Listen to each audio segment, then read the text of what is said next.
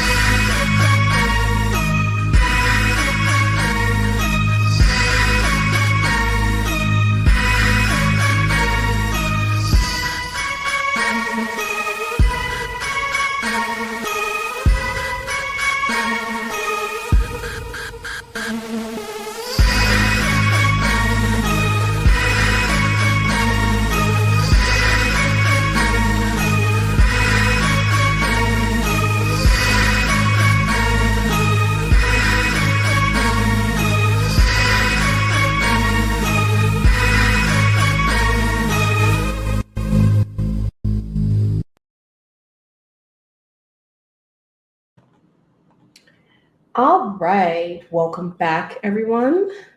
Let me get a background here going. Did that work? It did work. Okay, let's.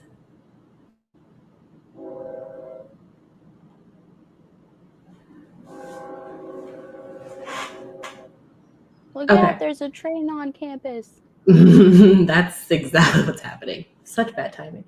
If it's not that, it's Alexa. I'm going to do a quick recap of the last episode, and then we're going to hop in for today. And Lynn might not be joining us today, and if she's not, we will make changes accordingly. So, last episode, the bell rang out across the camp as morning began. Ebb, Gia, Hayden, and Juni, you all made a plan to essentially pull a heist at some point during the day where you're going to go to the camp office and get your brooms. And so Juni and Hayden went to your classes.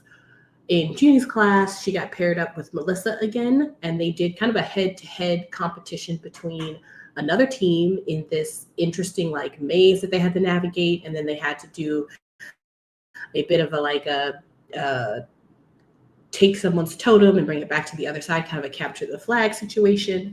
And their team was able to win, but something really strange happened in the maze.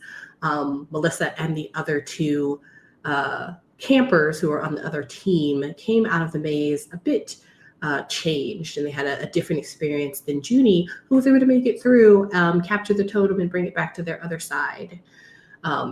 And the teacher even had to go back in to find Melissa, who came out much later, along with the other two campers who were in a bit of a daze.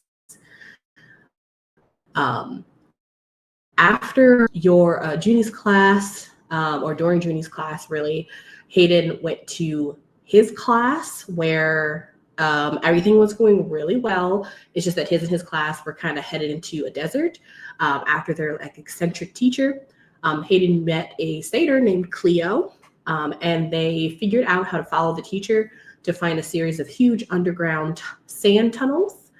And then there is where they had a pretty horrific experience, basically drowning in quicksand. But they were saved by Hayden's quick thinking. As it turns out, it was all just a dream.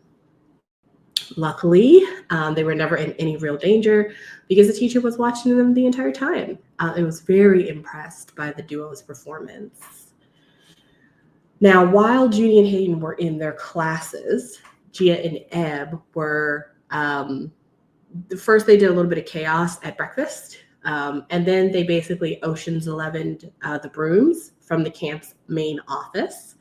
Ebb scoped out the main building and finding the suspicious door at the back of the main camp office main hallway. Ebb was able to slip through Gia was able to slip through that door unseen. And both of them did a really great job figuring out how to keep the receptionist / secretary. You're not really sure what her title was, but she was pretty much the only administrator, Miss Sveta, entertained while Gia did the heist of the century. When they were separated, Gia did get a little bit splattered by a little bit of acid from Fred, who is becoming more and more concerning his abilities. He was able to turn into some sort of snake flying creature to get through the bars. He was able to eat the magical brooms as well as many other magical items that were all stored behind the grate. And then, unfortunately, because he was too big, he had to spit acid on the bars to get out. So that will be noticed eventually. However, Gia and Fred were able to slip out unnoticed because Ebb did a ridiculous job, not only entertaining, but fully getting Miss Sveta on her side, and doing a really great job of becoming friends with this terrifying, bone thin, white-haired ancient witch who worked at the desk. And she was gifted something at the end, basically it's a Matryoshka doll, but essentially that's a Russian nesting doll to hopefully replace your lost Fred plushie. That was a lot that happened. So just to clarify to anyone listening, everyone arrived on Sunday and it is now Tuesday late afternoon as you all came back together at some point. And we had Gia and Juni going to the nurse's office to at least look at Gia's wounds. And then we had Ebb and Hayden staying behind and doing something else. Oh, hold on. Hey, and the whole gang's here. Hello. I was just doing a recap. It's the same recap I've given everybody in the Discord, so you didn't miss anything. But we are now starting off. So let's start with to see what Hayden and Ebb are doing, as we know that Juni is trying to get Gia to go to or making their way across camp in the late afternoon.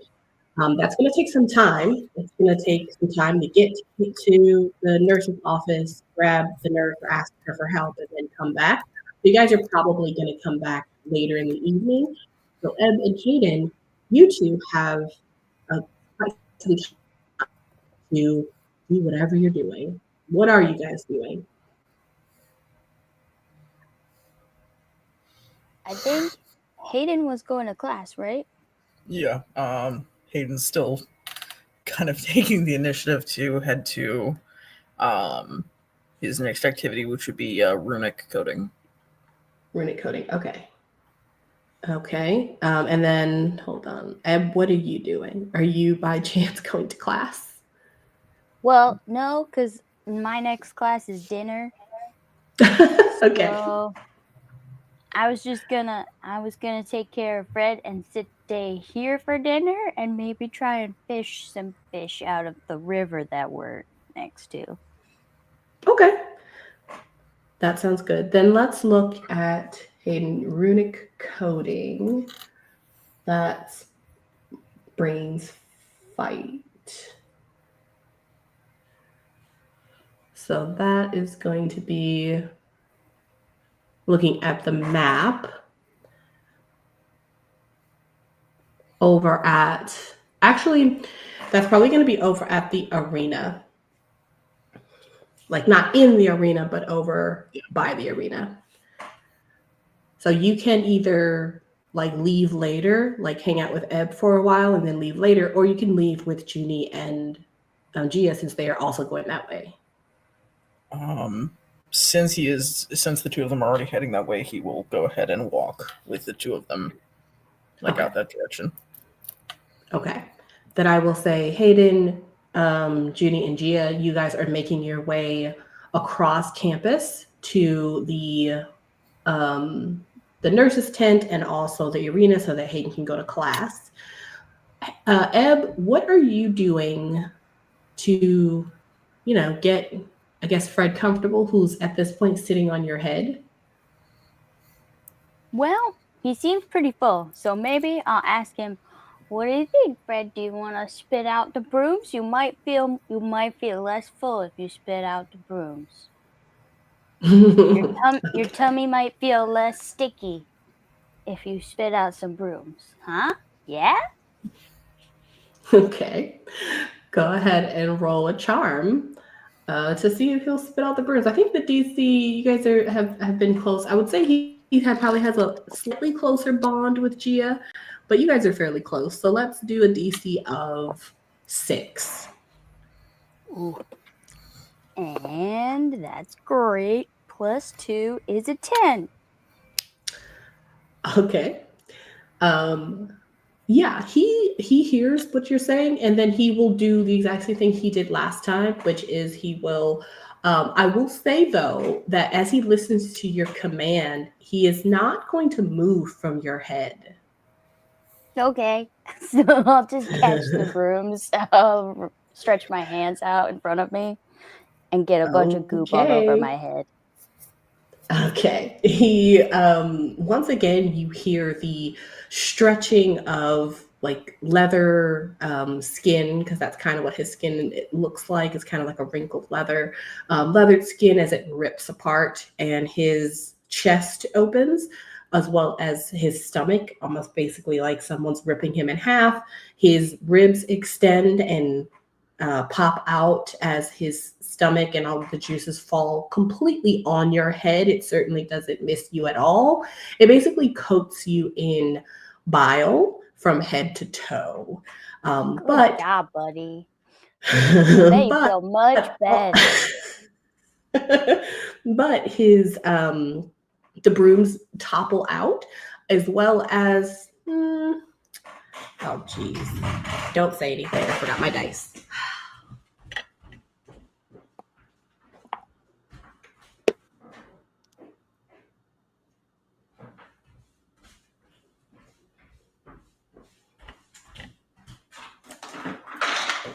Okay. As well as, let's see how many items, because I think I said how many items did I say? I think he said, I think he ate 11 items, I think. So let's see how many items. Somewhere in there. Let's see how many items he drops out. 0. So he drops out the brooms, but all of the other items, like the other magical items he ate, they stay inside as he closes. Good job. Yep, that's good for you. You deserve all of those presents. You really do. You did so good. You did the best. All right, I'm gonna get in the water real quick, and get a fish, and then we'll share it as we go back to the tent and hide the brooms. Okay, buddy? And you just kind of hear his stomach gurgling as it digests. I'm just going to use my gross power and turn into my siren form so I can fish easier. Okay. Where are you going? You're going down to the little river is? This little river at the bottom of the map. Okay. Is where we ended last episode. So there. Okay. You and Fred have a good little swim session while you're kind of having fish.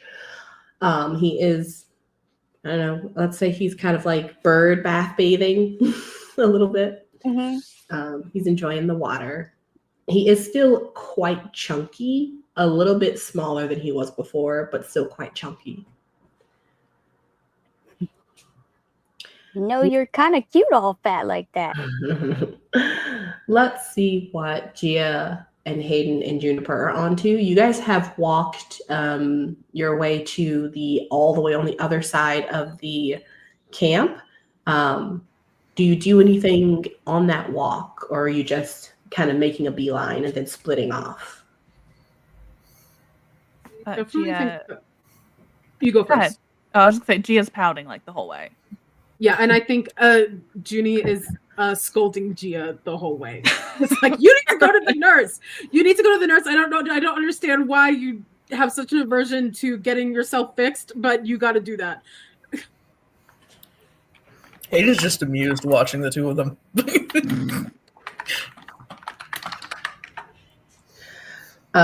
Okay. So I'll say that you guys make it to the nurse's tent, and Gia and Juni, you guys go that direction, and then Hayden, you can go down to the arena. Your class is behind the arena, kind of like in this like little shrubbery area that just kind of has like little stuff. And then there's like the pathway that goes down there, and then on the other side is a bit of a forest. And you can kind of see that it's a really cool place. It's mostly flat land because it's not very hilly in this corner of the camp. But you once again, just like you did earlier, see all of your classmates, and these are different classmates this time, but you know that they're all waiting for the teacher, but they are all kind of stood here in this grassy knoll, essentially, kind of just waiting for something, because there's nothing back here. There's not like a building or a sign. So they're just assuming someone will show up eventually and give them direction. Yep. So that's what you kind of see when you arrive. Yep. Let's see what happens with Juni and Gia, and then we'll come back to Hayden as you start your class. So you guys are trying to go to the nurse's office. I will say, or the nurse's tent, I will say that when you guys arrive, it's pretty busy. You can kind of see that there's a couple of students, actually. A couple of them are sitting outside, standing outside. You see that a couple are inside. Unfortunately, Miss Angelique has her hands full. There's like 7 other campers around. What would you guys like to do? Oh no. Juni, look, she's so busy. These kids, clearly priorities. Why don't we just go to class and then we can come back after class? Then I will tend to you myself. And she, oh my God. She has like a vice grip on your wrist. I forgot, where are you injured? Oh gosh. I think it was your, I've got claw marks on my shoulder. Leg. Yes. And I think I have acid burns on my leg. Yes. Right. I think you see Juni just kind of like walk over to like some kind of like storage cabinet and start looking for what you need. I think she calls out, she's just like, hey Mom, where are the bandages? I love her. Juni. Gia, go ahead and roll a grit as you hear Juni kind of like rummaging around in the nurse's tent as if she knows where things are and calling Miss Angelique Mom. I'm so bad at that. DC is going to be a 10, I think. Oh, yeah. It's a 4. I think she followed. I think she follows it up right after with like, that's Miss Angelique, where are your bandages? I can help out. That's a 6. A slip of the tongue must have been. She's in a panic mode. Nothing to worry about. I'm still going to tease her mercilessly. Miss Angelique does hear you. She is, you guys can kind of see, you don't know who these 2 students are, but they are kind of sitting on one of her like little mushroom stools, and they seem to be kind of like in a daze, kind of like looking around, not really paying attention. And she is making something in a huge pot. It looks like almost like it's a soup. And she, without even turning around, when she hears Juni call out to her the first time, she just says, in the cabinet to the left, dear, second drawer. And she just continues to make her soup. I think she just calls out one more time. And a healing potion? As you ask for a healing potion, she turns around and just to kind of look at like what you're doing, like who you're trying to help. And she sees Gia and she kind of gives you a little smile. Oh, and she looks around a bit and she's going to grab something from one of her shelves. It looks like a little bottle of tonic, and she's going to hand that to you.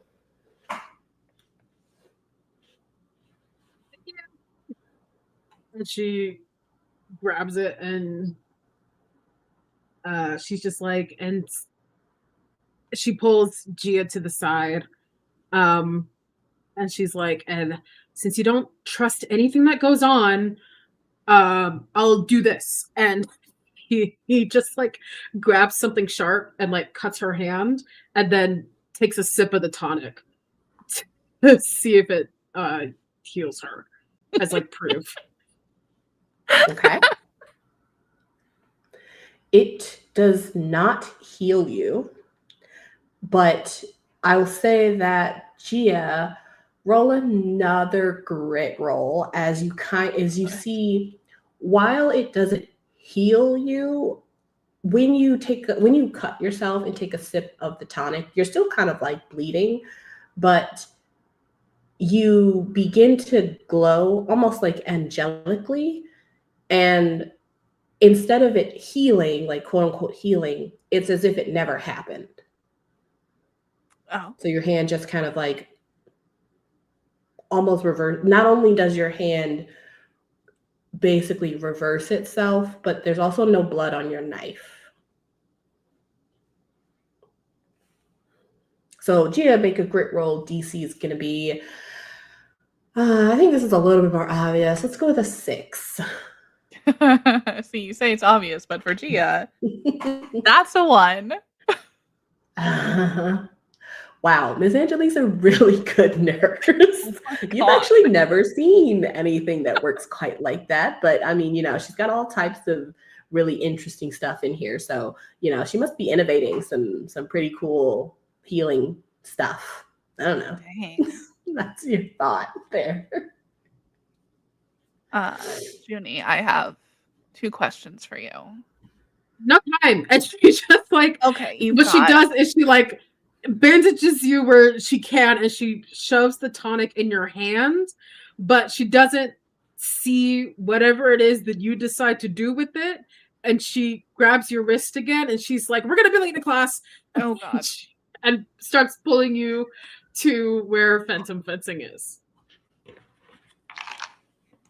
Gia, do you take the tonic? Oh, God, no. It has like a top on it. Yeah, it's a yeah. bottle. I'm just gonna put it in my pack for now. Okay. Juni, why did you call her mom? Why would I call her mom? You did. I thought you went to public school. I called her mom. You called her mom. Oh my like God, we walked in there and you're like, Mom, I can help. Oh my God, that's so embarrassing. I don't know. Maybe it's because I was in the zone. What? You're so weird. What zone are you in that makes you call random adults I'm mom? weird and you were burned by acid and you kept some worm bat thing. I didn't. And I'm weird? I mean, I didn't say I wasn't weird, but we've got 2 very distinct flavors going on here. You know what? I'm going to kill you today. That's my goal. I'm going to kill you today. Okay. Let's go. We're not going to be late and I'm going to kill you today. Okay. No, I hope you do. as you guys are walking, I'm gonna need a brains roll from Juni to see how well you did your bandaging. And then since Gia, you did not take the tonic, you are bandaged, but you haven't been fixed. So unless Juni, you were wanting to do some sort of healing magic at the same time you were bandaging Juni, I'm gonna assume that you still have a minor wound. But first, let's see how well you do with the bandaging in general to see if it's bandaged well. So let's do a brains roll. Yeah, DC is going to be a 5. I mean, it's just her leg and her shoulder. That's going to be a 3. Hey, we're doing so good. We're all just kind of in it today. The bandaging is not great. I'm going to say that like your arm one, which is it's on your shoulder, so that's an odd place to bandage, so that it's a little like loose and it could have been done a little bit better, so it's probably not great. But also your leg is actually a little bit too tight, so not the best of bandaging. And then second question, were you doing some sort of like medical magic other than giving her the tonic? I think in the moment, Juni was just like, the tonic is going to do the job. Like, I'm bandaging her, but the healing potion should be the magic. So I don't think Juni was using her wand for anything. And then Gia, so you didn't take the tonic, and you guys walked all the way there, got bandaged, and now you're trying to make it to class. I'm going to say go ahead and make a grit roll to see how you're doing after getting acid burns and getting them poorly bandaged. Same day. DC's going to be a 6. Okay, you know what? Dice can explode. Mm-hmm. They didn't, but they could. Okay. This is a 2. Okay. Everybody, don't forget to take adversity tokens as you fail. As you rolling crit checks, please. So you both are trying to go to what class again? Phantom fencing. Phantom fencing. Oh, that's probably going to be at the arena. Let me check. That's where it was last time. Yeah. Yeah, because it's a fight class. It's so close. Yeah, you guys are going to head to the arena. And I'm going to say that you guys' classes, I don't think I've even said this, but you guys' classes are about like 2 hours or something like that, like an hour and a half or something like that. So, but it takes a long time to walk across campus if you have a class in another part of campus. So it's probably already been like an hour or so. So you guys are probably going to be just a little bit late. You're not going to be horribly late, like 5 minutes. If you can hustle down to the arena. And I'll also say that Miss Gilda will allow you guys to come in late as everyone is just kind of getting themselves together, picking their fencing equipment and trying it on and stuff like that. So that's kind of what you guys see as you enter, not the main stage of the arena where you guys were last time, which is the open space with the grass. This is another like side room that has wooden floors and like padded walls and some mirrored walls as well. So it's an actual like fencing studio in one of the areas of the arena. So you guys walk in there and all the usual people who usually take most of the fight classes are there. You guys have met them a couple of times now. And they are all getting ready. And Miss Gilda is just kind of standing at the end of the hall with her hands crossed, just kind of watching everyone get themselves together. So as you guys walk in a little bit late, she kind of puts her hands up to wave you over to her. As we're going over, I'm just kind of like subtly loosening my leg bandages so I don't cut off circulation. Why? No, it's gonna bleed. You just told me you're gonna try and kill me. I'm not letting you also handicap. Yeah, but I don't want you to die before I kill you. I'm not actively bleeding out. I'm fine. You say that a lot, but And the bandage is red. So okay, well, who between the two of us has died this week already? So okay, it's on. It's let's go. on. Let's go. It's so on. I hope it's on. I want it to be on. You two are having this argument back and forth as you come up to Miss Kilda. She sort of like has a little half smile, and she just kind of looks at you guys. Well, I see you two are ready for today. It's a good thing because you're going to be partnered up again. Question. Great. And if we're channeling the same energy that you taught us yesterday, can I channel that energy into my fist instead of that thing? Oh my God, you want to beat me to death? Yeah. So, I'll say that as you guys look around, you notice that there are no weapons. Everyone is putting on like fencing gear, but there's no weapons this time. And so Miss Gilman looks at you and she's like, well, that is a very unique way to use your energy, but this is not Braun class. Miss, how do you say your last name? Aroha. Yeah, Miss Aroha. This is fight. You will be using your wands.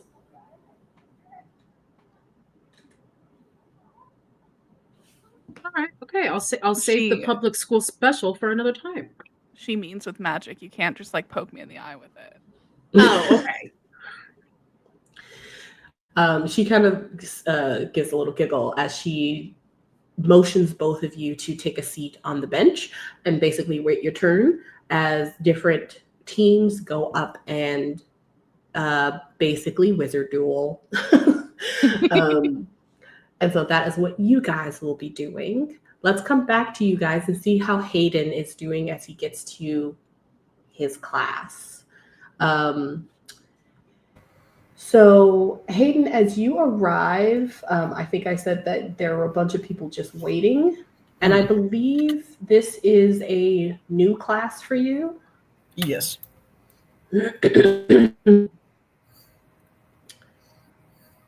This is...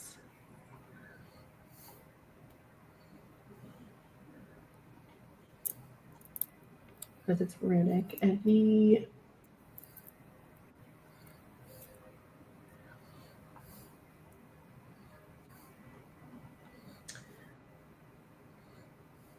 okay. This is a new class, but the teacher is the brains teacher, so it's going to be Dr. Zebulon, the scientist. However, I'll say that as you kind of see him arrive, he's just kind of walking off on the side. He does not arrive by himself. He actually is standing next to someone you have met before, only for a moment, and it wasn't the greatest of circumstances. But he standing next to him and walking up to all of you is a very tall, athletic, older man named Grim, who you met earlier when you and Juni used a broom to get out of the forest. So Dr. Zebulon kind of comes up and he goes, welcome, everyone. Thank you for being ready for class today. As you can see, I have a guest. This is Warden Grim. If you haven't met him yet, he takes care of our grounds. And today we are going to be looking for and studying runes. Isn't that exciting, everyone? So take out and he kind of takes out a beautiful old tome and just takes out your runic conic book, everyone.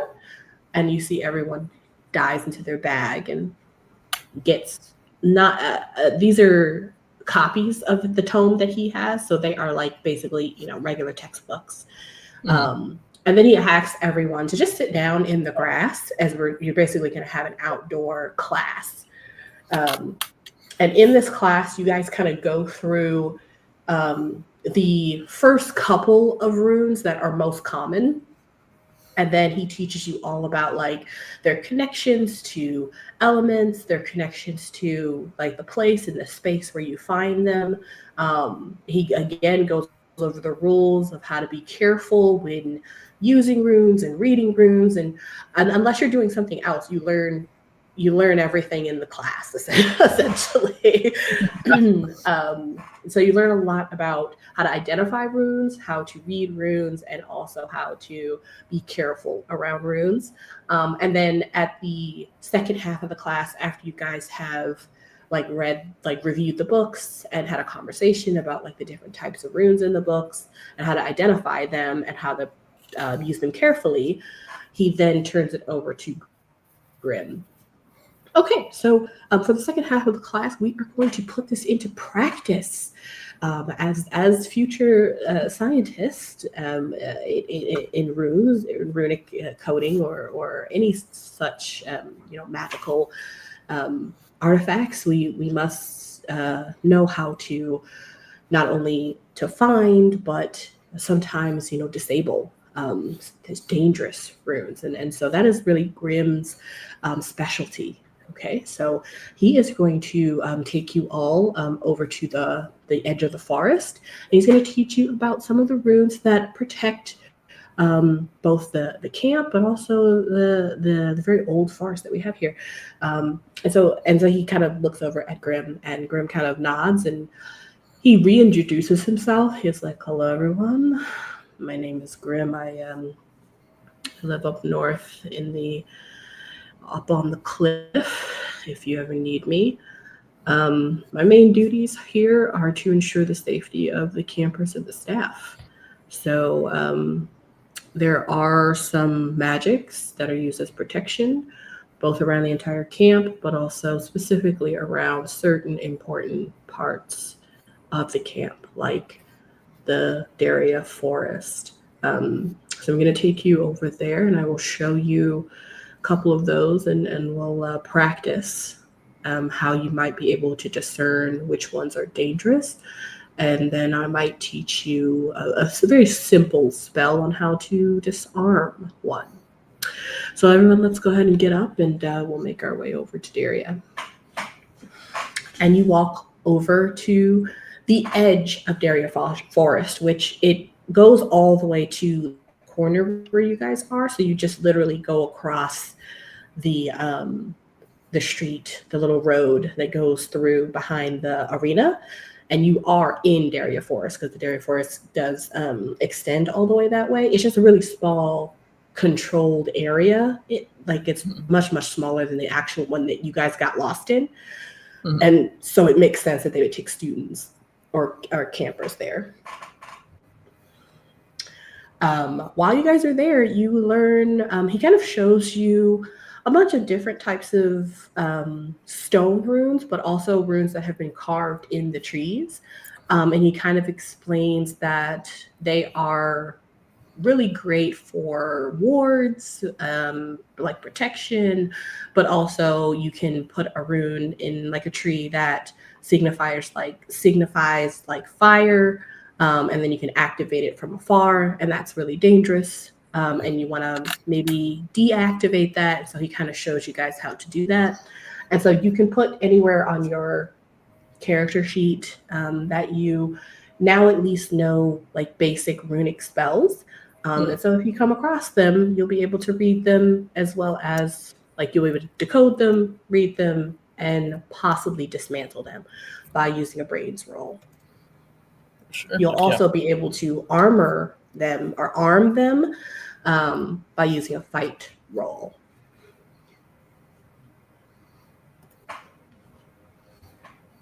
And this is basically kind of giving you not complete proficiency, but a little bit more proficiency than maybe somebody else would do it. So basically your DC would be lower. Okay. As you guys are having, this is a very in-depth and kind of intense class. So some of the other people are like other campers are a little lost. Like you see like a couple of people like kind of like looking at their books and listening and then looking at each other like, are we supposed to remember all this? There's another kid that's been writing nonstop, but he doesn't have like a whole notebook, so it's just loose pages. And as you guys are walking from the arena to the forest, they like kind of fly out of his backpack one by one as he's writing more. And so you can kind of see that like this is like interesting information, but it's a little bit more difficult for some of the people who are taking this class to digest. Is there anything you want to do in this class? If anything, especially for the one kind of fellow classmate who's kind of over there losing papers, just gonna kind of walk over, just stoop down, pick them up, just like, I think these are yours. Go ahead and make a charm roll. I think, let me see. Yeah, DC is going to be 5, as he's just frantically continuing to write and draw and take like extensive notes, but they're very messy on his paper. And then he just kind of shoves some of the paper in his backpack and then takes out more paper. So he's really intently focusing on what he's doing. But he is also kind of not paying attention to what's going on around him. Yeah. And just barely made it with a 6. Okay. He kind of, he actually gets startled as you talk to him. And you can kind of see that as he looks at you, he is looking both at your eyes and then at your mouth and then back at your eyes again. And then you kind of see him touching his ear, and there's a bit of a hearing piece in his ear. And he just kind of like nods at you as he sees that you are giving him the papers.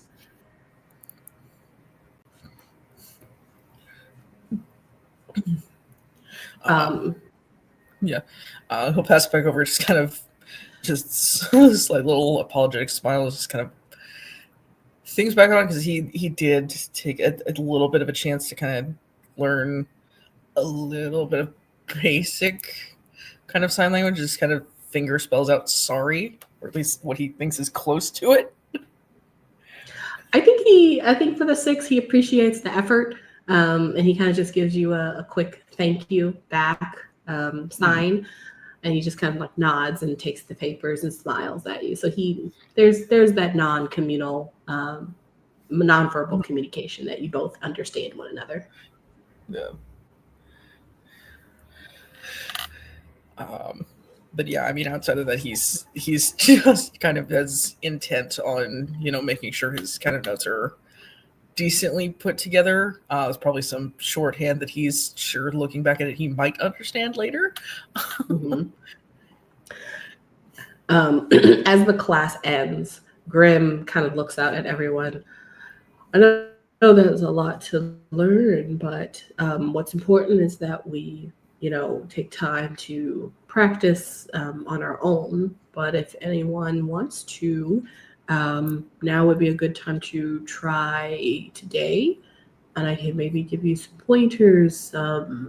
It's better to try these types of things with safe people. He's kind of talking about himself, and he kind of gestures over to Dr. Zebulon. I don't have any volunteers. No one steps forward. Everyone just goes, just completely avoiding eye contact. I will. He looks at you. Excellent. Your name is? Hayden Valentine, and he is internally hoping that he does not remember exactly who he is. Mm-hmm. Let's see if he remembers who you are. I'm gonna do. Let's see. I think I'm gonna do. It's gonna be a brains versus a charm. So your charm versus his brains. He has a D6. Oh, perfect. And you have to beat a 2, so not bad. That is a 6. Oh, okay. He kind of looks at you for a moment, and then he goes, okay, excellent. Come on up here. Thank you for volunteering. And he shows you one of these really beautiful old trees, one of many that are in this forest, but it's right on the edge. And he takes out a huge knife. It's like one of those flip knives, but it's way too big. And he kind of carves a rune into the tree. And he does something with his wand, and it looks like the rune is activated. So go ahead and roll a brains roll. And since you understand coding and runes and things like that, this is to identify what the rune is, and of course, like what it does, to try to determine if you're able to do whatever you think you need to do when you realize what it is. So your DC is only going to be a 3. Okay.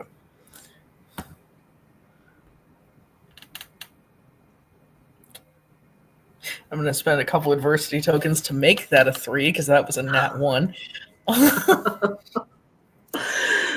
Perfect. The rune basically means kind of something that is akin to decay or rot, something like that. And it's activated to basically rot this tree from the inside out. And it's probably already started. It just doesn't look like it. And kind of looks back to you. All right, so identify what this is, determine the magic used, and try to figure out how you can deactivate it, and then practice it. You can feel free to ask questions or look at it. Investigation is important when you're trying to do these types of things. So right off the bat from that roll, you know what it is and what it does. So, anything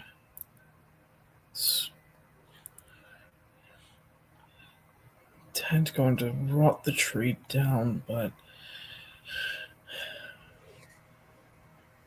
kind of takes out his wand, attempts to kind of make gesture with the wand that is basically the reverse of how the symbol was carved in hopes that in doing so it will actually deactivate it. Okay. What do you want to use to do that? What stat? We're gonna hope for brains for that to see if it's actually gonna work. Okay. I will say that you are doing the reverse, and so the rune is to decay or rot. Therefore, I will say that if this succeeds, it will do the reverse. It won't necessarily just deactivate it. Okay. If you're using brains. Okay, go ahead. DC is going to be... I wonder. No, I'm not going to do that. Let's say DC is going to be 6. Yep. He's not trying to make it impossible for you. This works to be a giant freaking tree. That just makes a 6. Okay. You see the rune that you draw basically gets superimposed over the rune that's on the tree. And it, instead of it kind of just like leaving what he did, it changes the rune to whatever you want it to be, which is basically the one that he did, but backwards. And you activate it with your magic. And you can kind of see that, yes, it does. It doesn't like hugely sprout into a huge, humongous tree, but you can see that you can literally see in real time, which is something you wouldn't normally be able to see, the branches slightly grow a little longer, the leaves open and unfurl, and the roots kind of digging further into the ground, but also up and out, kind of weaving in and out of the ground slowly. It's not like trying to take over the whole place, but basically it is doing the opposite of rotting. It's growing. And he kind of like just nods his head and gives you a little smile. And his smile, because you know he's an older man and he doesn't smile much, is more of a smirk. But he does kind of like, very inventive. But it works. Good job. It's just kind of that little like half nod, then goes back to the group. It's like, oh my god, I can't believe that worked. I cannot believe that actually worked. Everybody is looking at you now as like, oh, here's the smart kid in the class. And you're now quite popular. He's the smart one. Let's all cheat off of him. But I will say that as you become a little bit more popular, particularly in this class, you did say your full name. And so I'm going to have you roll I think it's going to be charm, actually. Or no, I'm going to let you choose charm or grit, that you can roll charm or grit to basically, as people like talk to you and as they like come a little closer, to do your best to, number one, kind of make them not interested to learn about you in terms of like going back to their cabins and like, you know, trying to figure out who you are, as well as still wanting to be like friendly. And so you don't want to become, you know, someone who's rude to everyone. So you're trying to balance like, oh yeah, no, I'm just, you know, I'm nobody. Don't worry about it. Yeah, but thank you. You know, you're trying to balance the politeness without getting people too interested in them wanting to actually know who you are. And so I'll let you choose either or. I'm gonna go for charm because that's the one that just gives me a +1 naturally. Good point. And I'll also say that because Grimm didn't recognize you, he didn't really give any like hint that he knew who you were. So I don't think their DC would be high. Like I don't think people think you are anyone special. I think if Grimm had like given a different reaction, maybe your DC would be a little higher. So we'll say your DC is 5. Okay.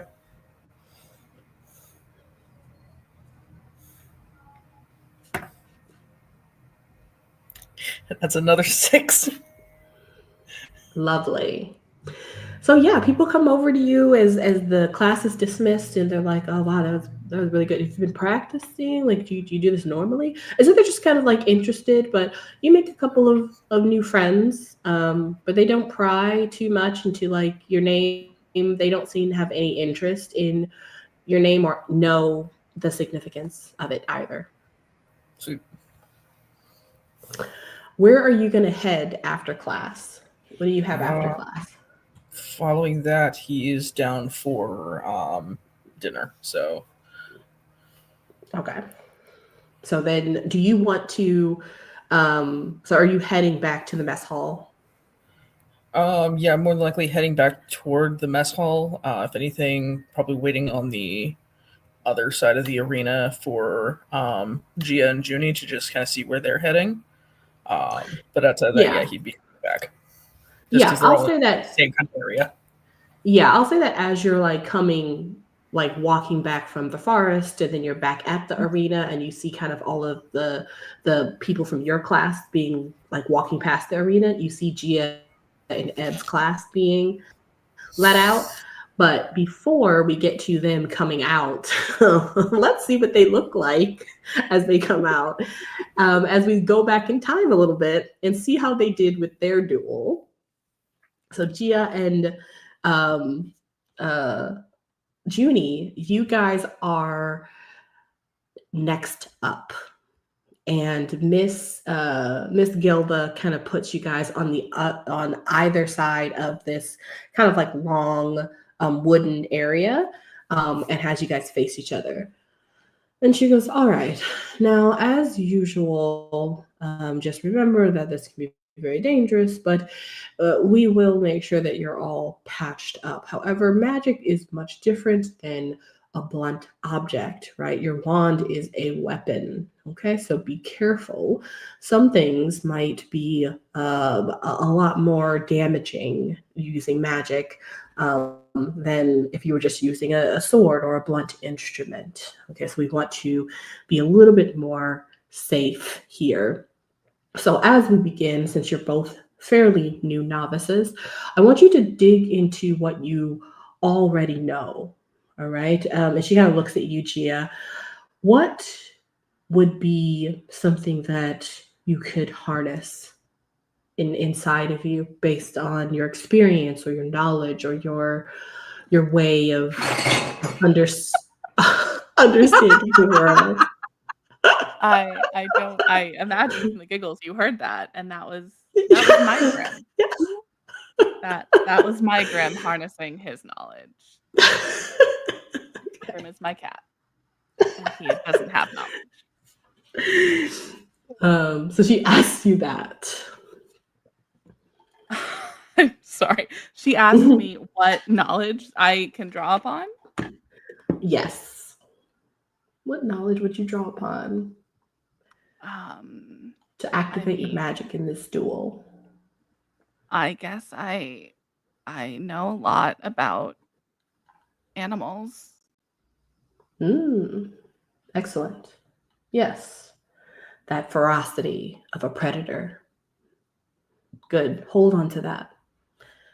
And then she looks at Juni and she basically says the same thing. And what about you? I think in this moment, Juni thinks back to the time when she was 4 years old and she opened the library when she shouldn't have been awake. And it was just open sea. And she saw a siren, and she thinks about that as she looks at the teacher, and she's just like, yeah, I think I can draw up something, but doesn't say what.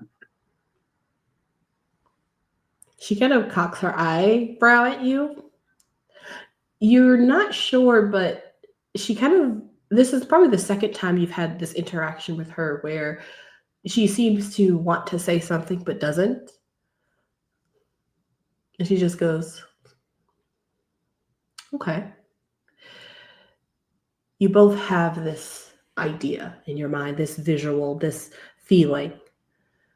Now make it manifest into something. And she basically gives you some instruction on how to do that with your wands.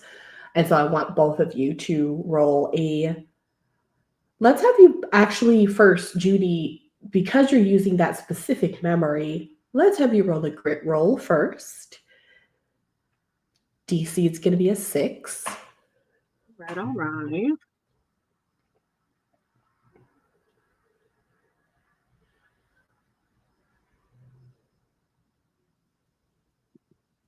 That's a 12, which explodes. Nice. Or a 22. Excellent. Gia and Juni, both of you go ahead and I think roll a fight roll, and it's not going to be against one another yet because I kind of just want to see how this manifests. But go ahead and roll a fight roll. It's going to be against one another. Okay. You're not gonna believe it. Get advantage. Oh my god, please help. Okay, there's a 4 that explodes. Oh, mine exploded too. It's a 4 that explodes. Okay. I keep rolling the same dice when it explodes, right? Yes. Okay, just making sure.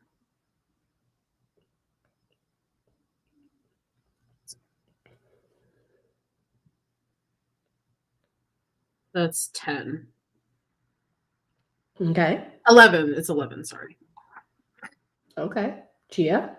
My fight dice also exploded for a total of 24. Oh my god. I'm so sorry. That's my best stat. Okay. Gia, as you think of this animalistic ferocity and the experiences that you are calling on to wield this magic, what does the sword, this like apparition of a sword that basically takes the form of your wand, essentially? So it's not your actual wand, but it kind of looks like it. Like, what would it look like? Oh, that's a good question. Um, I think it looks like just like an obscenely long snake fang. Hmm. Cool. Junie, same question, but based off of your remembering the sea, remembering this underwater mystery that you once saw as a child. Think her wand.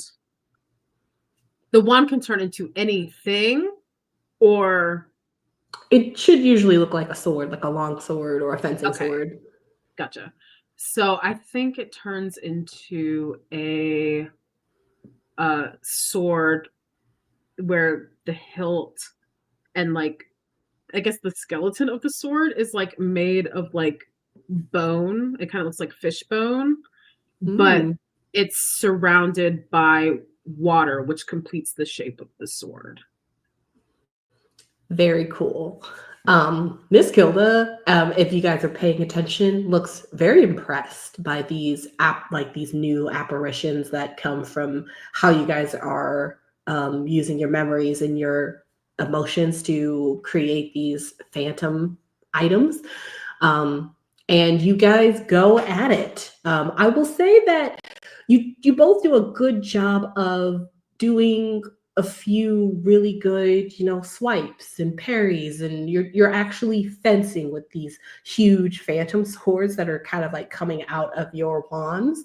And the rest of the people in the class are they're like, ooh, like this is really cool. This is really interesting. However, Gia's sword is really unique in that it can also change like shape like a snake, and it actually wraps around your sword like a constrictor and chokes your sword to death, essentially. And both Sword of isn't even alive.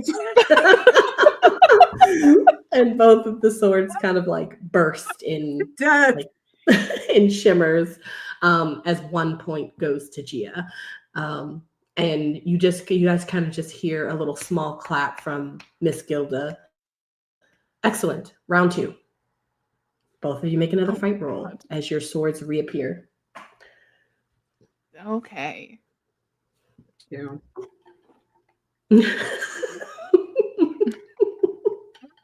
D4. That's not as bad for you as last time. Gia. It doesn't matter. You want me to tell you what it is first this time? Is it a 1? No. Okay. 19.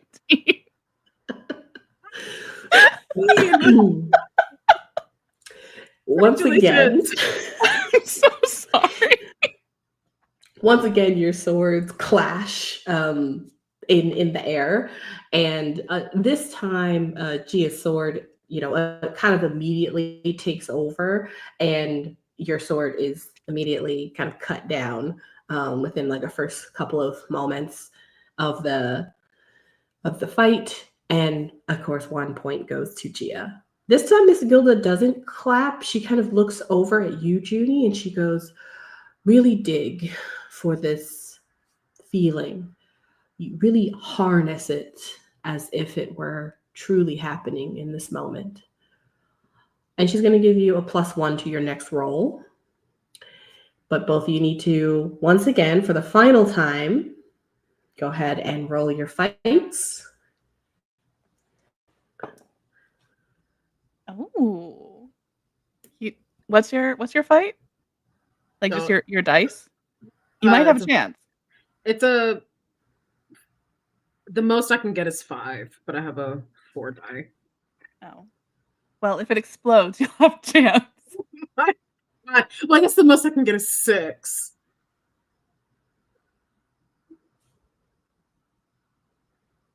What'd you get? I got a 9. I think Okay. you see, I'm kind of at the point where like character and player are blurring. The line is blurring. You definitely see like Judy's hand, like she's gripping her wand a little too tight that she might break it. She's actually gonna punch me. I got a 3 total. Okay. That's Rolled a plus 1. the. Oh no! I rolled an 8. Oh, that's hilarious. Once again, you guys go head to head in your swords, battling one another, and this fight is a little longer than the last one, but it once again ends with Gia winning, and your sword disappears while Gia's remains. And Miss Gilda, as you both look at her, she actually sighs in disappointment.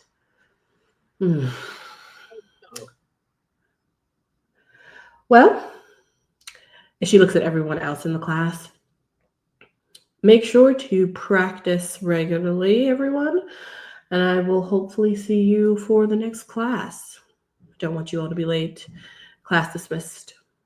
And she turns to walk away. And everybody starts to get up and get their shelves. Gia subtly flips her off as she's walking away. Okay. I think Judy's just kind of like standing there, like white knuckle gripping her wand. She's just kind of like looking at the ground.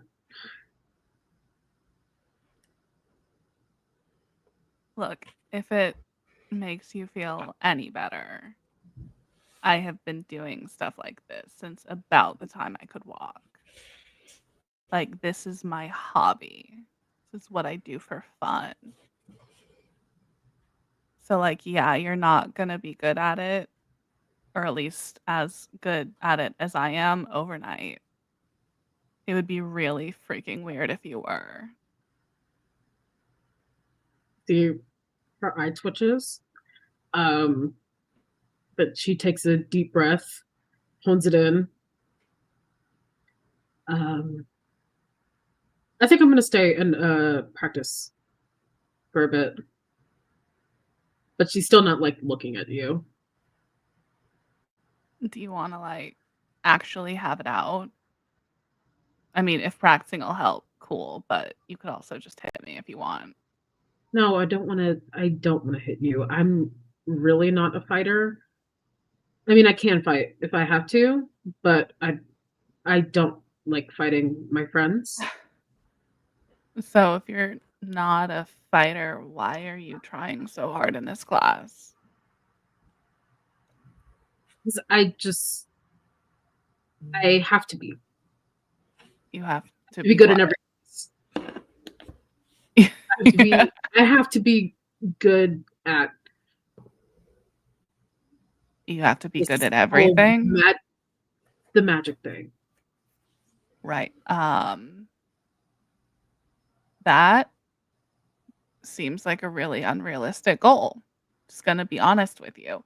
Not that Yeah, I well, doubt that's you're coming from a person who hasn't lived in the real world. So respectfully, Oh, I'm not okay. taking your advice. Oh, so people from the real world are good at everything all the time, always.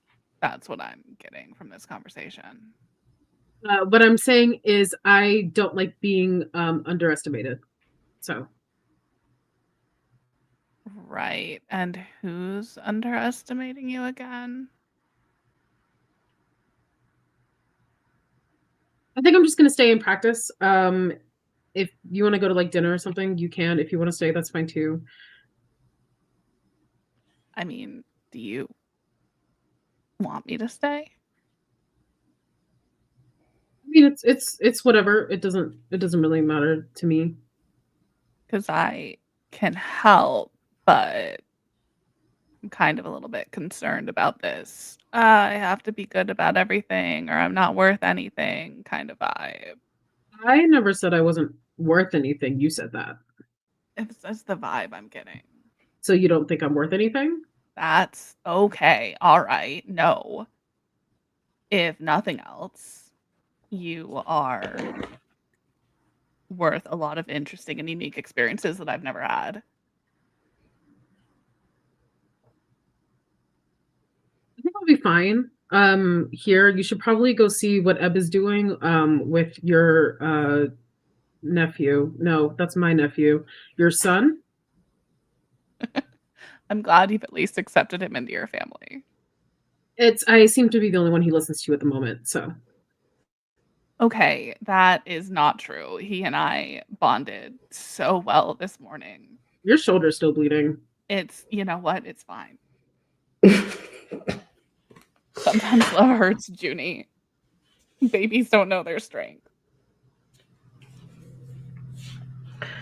Are you guys still inside of the arena? I think so. Yes. Okay. I'll say, Hayden, you're on the other side of the arena and you're waiting for everybody to come out. And so you see everyone come out. You don't see Gia or Judy come out right away.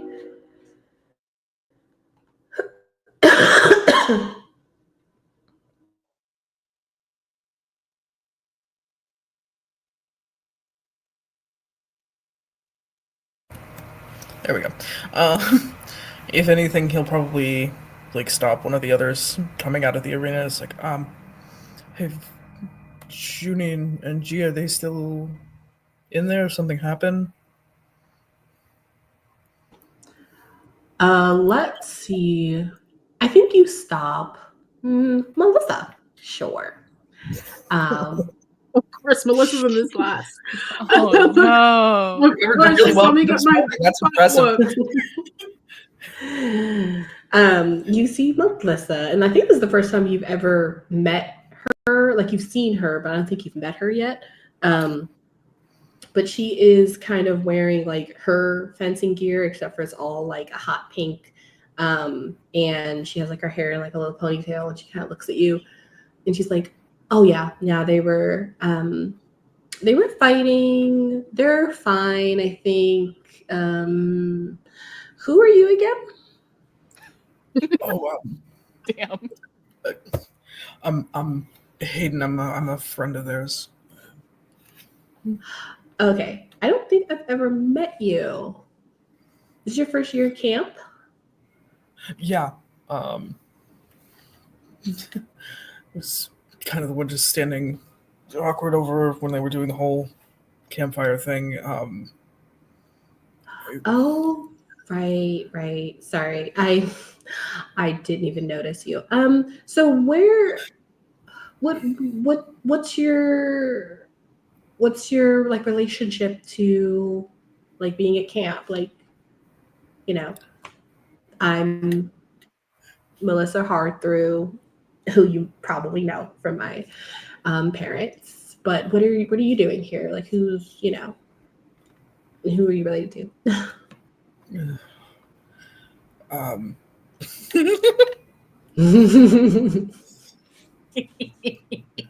Valentine. I'm the youngest Valentine child. Her eyes go very wide. Mm.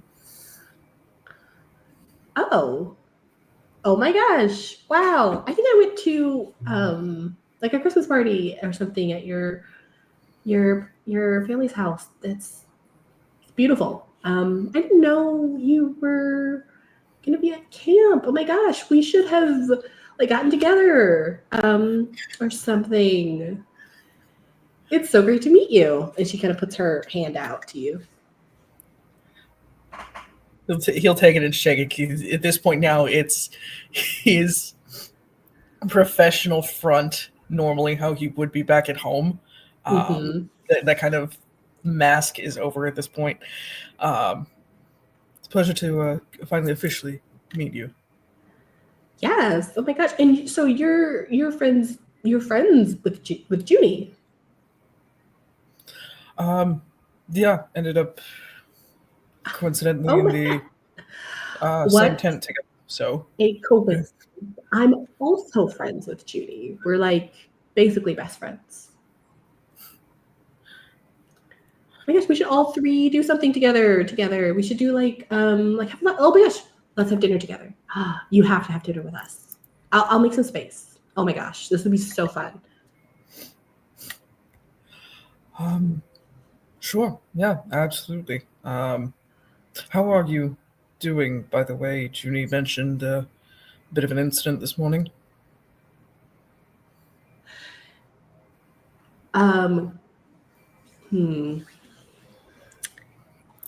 Interesting question.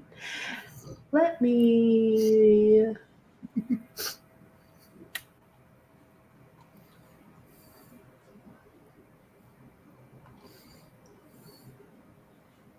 let's see. As she says, or as you ask that question, go ahead and make a brains roll. It's going to be contested with her grit.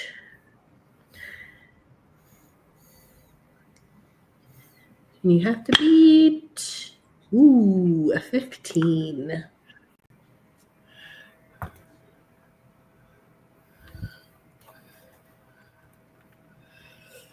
That is a 13. Yeah, she doesn't skip a beat as she responds to your question. Oh yeah, no, I got totally lost in that dang maze. I mean, I think I tripped over something. I had all types of wigs in my hair. I mean, I'm not, I guess you could call it an outdoorsy type. Although I do love going camping at our summer cabin, but I'm just, I'm not really like a maze runner type of person. It was a whole game, I guess. So yeah, no, I got a little bit lost, but I'm totally fine. Got completely, checked out and everything. So yeah, thank you though so much for asking. Oh my gosh, you were so kind. Of course, I'm certainly glad to hear you're all right. Oh my gosh, yes, else? and I can't wait to see you for dinner. Yes, dinner. You have Absolutely. to. Absolutely. Oh my gosh, I can't wait.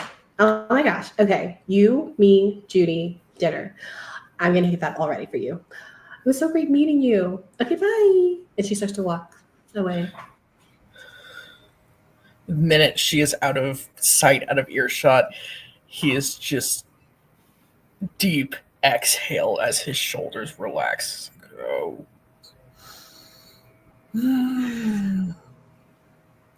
That interaction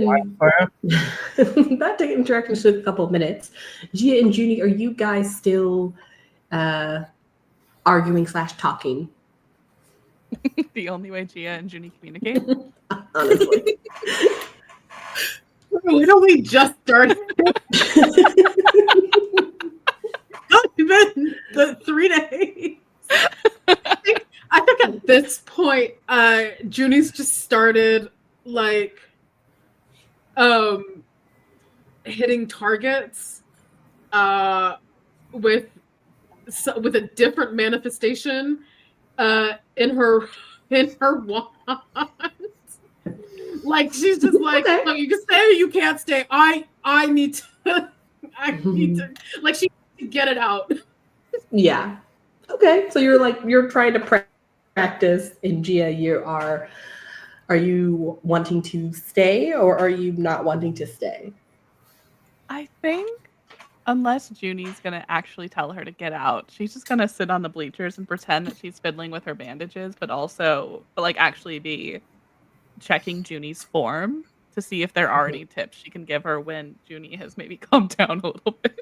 And Juni definitely, if Gia's like, if it were me, then I would take I would have my knees or my feet farther apart, Juni would absolutely listen, but would not say thank you. Yeah, it's very much like Gia's like fiddling with a bandage to be like, oh no, yeah, your back foot should be Yeah. back for that, and like not making eye contact, not like, Right. Judy's just like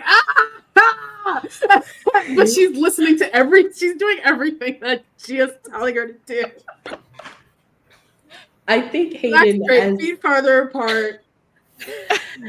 Hayden, as you kind of leave with Melissa, knowing that they're still in there, and you come in, you kind of see this passive aggressive interaction / training session where Gia is on the bleachers and Juni is screaming as she's doing some exercises with her wand.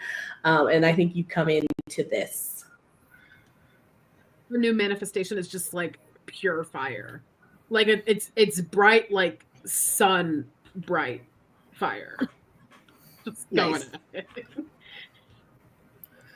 Hayden just kind of walks in, just clearly seeing whatever's going on with the Juni at the moment. Just kind of walks over where the bleachers are, looks at Gia's like, everything okay? you know, it's fine. We're managing expectations. The wand should be like it's just another finger. It's like an extension of your hand and your wrist, so it should move in the same motion. She's fine. I'm fine. Everything's fine. I can't do it. It's not fair. She's like destroyed. Like a few targets. In all fairness, Gia, I think we may have different definitions of fine. She's, the important thing is that she's working through it, and she didn't hit me. So, I think both of us are currently winning. You just hear her in the background of this conversation, just like screaming. As you guys are all doing that, Ebb, it's been like, almost 2 hours at this point. And you know that in a couple of minutes, the dinner bell is about to ring. And so you're assuming that everyone should be coming back from their classes around this time. What have you been doing, or what are you doing? Are you still at the lake? No, by now I would have caught 2 fish, and I'm like holding one up to Fred, and I'm like munching on another one and walking back to the tent with all the brooms. And I'm just like, and one day you'll find a bunch of friends and you won't feel so weird and out of place because you'll have friends and it'll be really nice. And that day will be awesome. And then you won't have to feel so bad about home being stupid. And you can just have fun with your friends at camp or something. I don't know if chimeras have camp, but camp sounds fun for chimeras. I feel like it would be really great. Anyway, here we are at the tent. We should hide these brooms. As you say, you've been having this full conversation with Fred, who surprisingly to you hasn't flown since you guys kind of like were in the water. He has actually been waddling, like walking on legs that are a lot beefier than they were before. He still has like his wings, but the wings look smaller on his large body because he hasn't gotten any smaller. But he's been waddling and walking next to you. And you kind of, I would say you maybe notice, maybe you don't, but he now has a tail, like a reptilian tail that seems to be sprouting, and that he's dragging on the ground. My mom says I'm going to grow big soon, but I am not big yet. But you're growing so fast. I'm so proud of you. As you guys get back to the camp, you see someone familiar, although they don't look too happy to see Fred because he is still kind of invisible, but his invisibility is not great. He's kind of shimmering more than usual, so he doesn't look completely invisible. But you, once again, like sitting right outside of your tent, you see a pig. Oh. Do I see the pig before the pig sees us? I'm gonna say you guys see each other at the same time. It doesn't move, like Belle doesn't move, but she does like still not look happy to see Fred as you guys walk up to the tent. Hi, Belle. Now, Fred, be nice to Belle. She is family. Fred kind of Now- screeches, and Belle squeals in response as they look at each other. They Thank don't you go for guarding the another. tent. Yeah, they Would don't go you for one another. let us in? As you say that to Belle, you see that the little flaps of your tent open and a head pokes out. And Cinder just kind of looks up at you. Hi, Ebb. Hi, Cinder. She kind of What's looks over at Fred. Oh, he's getting big. Don't tell anybody. Okay. And she pops her head back in. What are you looking for? She is sitting, I'll say she's sitting maybe on either Hayden's bed or Gia's bed.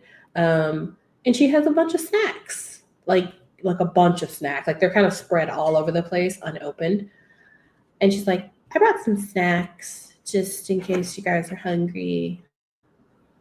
Aw, that's so nice.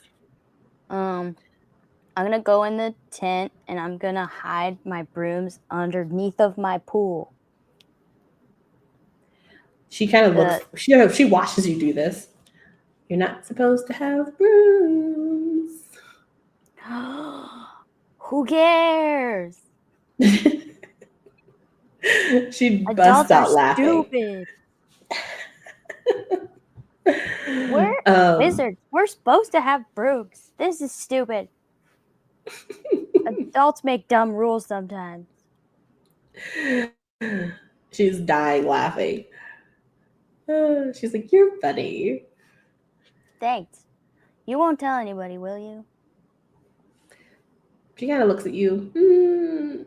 No, but I mean, you're not supposed to have brooms because of the wards. Wards? Mm-hmm. She opens up a bag of there's like a bag of like Cheetos or like chips or something and starts eating them on, let's say she's on Hayden's bed, and they're getting all over the place. So it's full, really grinding those crumbs, Cheeto crumbs, into the sheets. Oh no. Hayden will not be happy about that. The wards. What kind of wards? What are those? She kind of like laughs again as she's like stuffing chips in her mouth. Don't you go to class? Didn't you learn about the wards that can protect camp? I don't know. They're not very descriptive class titles. Like they are, but they don't tell us that you're going to learn about wards. And the one that's supposed to tell me about cursed items just kind of told you all the things not to do with cursed items, which seems the opposite of what you should learn in cursed items class. She is again busting out laughing. And as she's laughing, the Cheetos are like spilling from her mouth. So they're like wet and they're kind of going all over the place. And she's like, oh, you're so funny. I don't know. I just know that there are wards and they're not supposed to be flying or not supposed to have brooms. They say it's dangerous. So. Yeah, well, all of camp is dangerous. I'm surprised your dad lets you come out here. Well, I know the camp really well. I even know how to get to, and she kind of looks around as if someone's listening, and she leans in. I even know how to get to the ruin cabin. What's that? Yeah. It's like this really creepy cabin that's deep in the forest that only I can find. Well, And she kind of sits back, super proud of herself. Why can only you find it? because the forest tricks you, tricks everybody. It's a tricky forest. Oh, tricky forest. That makes a Mhm. lot of sense. Mhm. She Think opens it up was another me. bag and kind of hands it to you. Oh no, I shouldn't eat that. It will hurt my stomach. She quickly Thanks takes though. it back. Oh, sorry, I didn't bring. She kind of looks at all the snacks that she brought, and she's like, "Oh, I didn't bring. Oh, wait." And she grabs another snack that has like Japanese writing on it, and it's like dried shrimp. She's like, "Can you eat this?" Oh yeah, I can eat that. Thanks. Yeah. Then she gives you that package, and you guys just stack it up. And she tells you all about. She tells you a couple of things about the forest. Whether they're true or not, you don't really know. But she talks mostly about how she knows like a lot of the secret places. Like she knows like how to get to certain places in the forest. She knows how to navigate the dunes. She knows where like she knows how to get to the ruins that are in the like the dunes area, stuff like that. She doesn't give Okay, you details. She just listen. tells you a bunch of stuff like that. I got a class next, but tomorrow I have some downtime and I have breakfast. So maybe at breakfast, you and me can sit down with a map and we can figure out some cool secret place to go. And at downtime, we can go to the cool secret place. Cool. And then she puts out her little pinky so that you guys can pinky swear. I give her my pinky. Both of your hands are like covered in like salt and cheese dust and all types of stuff, and it's all over Hayden's bed. But you guys pinky swear, and she plans to meet you for breakfast the next day so that you guys can plan to do some adventuring. Okay, I'll see you later. And as she like sort of gets up off the bed, I'm gonna try to do magic about the mess all over Hayden's bed. Okay. Because I'm not very good at cleaning, but maybe my magic is. She gets up and leaves, and Belle goes with her. But she leaves all of the snacks kind of just strewn about for everybody. Did she eat all of them, or are they still No, she only scattered? ate. No, she gave you one bag of like the The seaweedy snack? yeah, Shrimpy the snacks? dried shrimp, and then she ate like a bag of chips. But there's a whole bunch left. They're just not in like a bag or basket. They're just literally. It looks like she may have like come just with her arms full, and when she got here, she just like opened them. So they're kind of just all over the place, Great. but they're not like open. I'm gonna like collect those and kind of put like a nice little care package on each person's bed, and then steal somebody's pillow and put it out for Fred to sit down, because he seems like he doesn't want a perch anymore. It seems like he wants to lay down. Okay. Yeah, Fred, he kind of does like that thing that like a dog does where he like steps on it and then he like turns in a circle, except for he's upright. By the way, just a reminder, this is definitely a grotesque, huge He's that adorable. like What are you that, talking about? that like imp that seems to be going through a second metamorphosis where the bottom where he's like much bigger than he was before when he was like able to fly. His wings are much smaller, his legs are fatter and bigger, and he now has a long tail. So cute. He kind of turns around twice, but he's again upright, so he just kind of goes in like a circle and then just kind of pudges, and so now he's like overflowing the pillow with like fat rolls essentially, as he kind of sits there, and he just kind of does a little grunt like a I know, it's been a long day. Now you should probably take a nap, and they'll be back from dinner soon, and I'm gonna go to class. But you have a nice little nap, and I'll see you when I get back, okay? And I give him a nice big kiss on his face. Very nice. Have you cleaned at all? Oh yeah, I was gonna do magic about it. Oh no, have you washed yourself? Oh, me? I went Mhm. swimming. So Oh, sort right, of. that's right. Okay. So that was after you got the brooms or before? That was after we got the brooms out of him. Okay.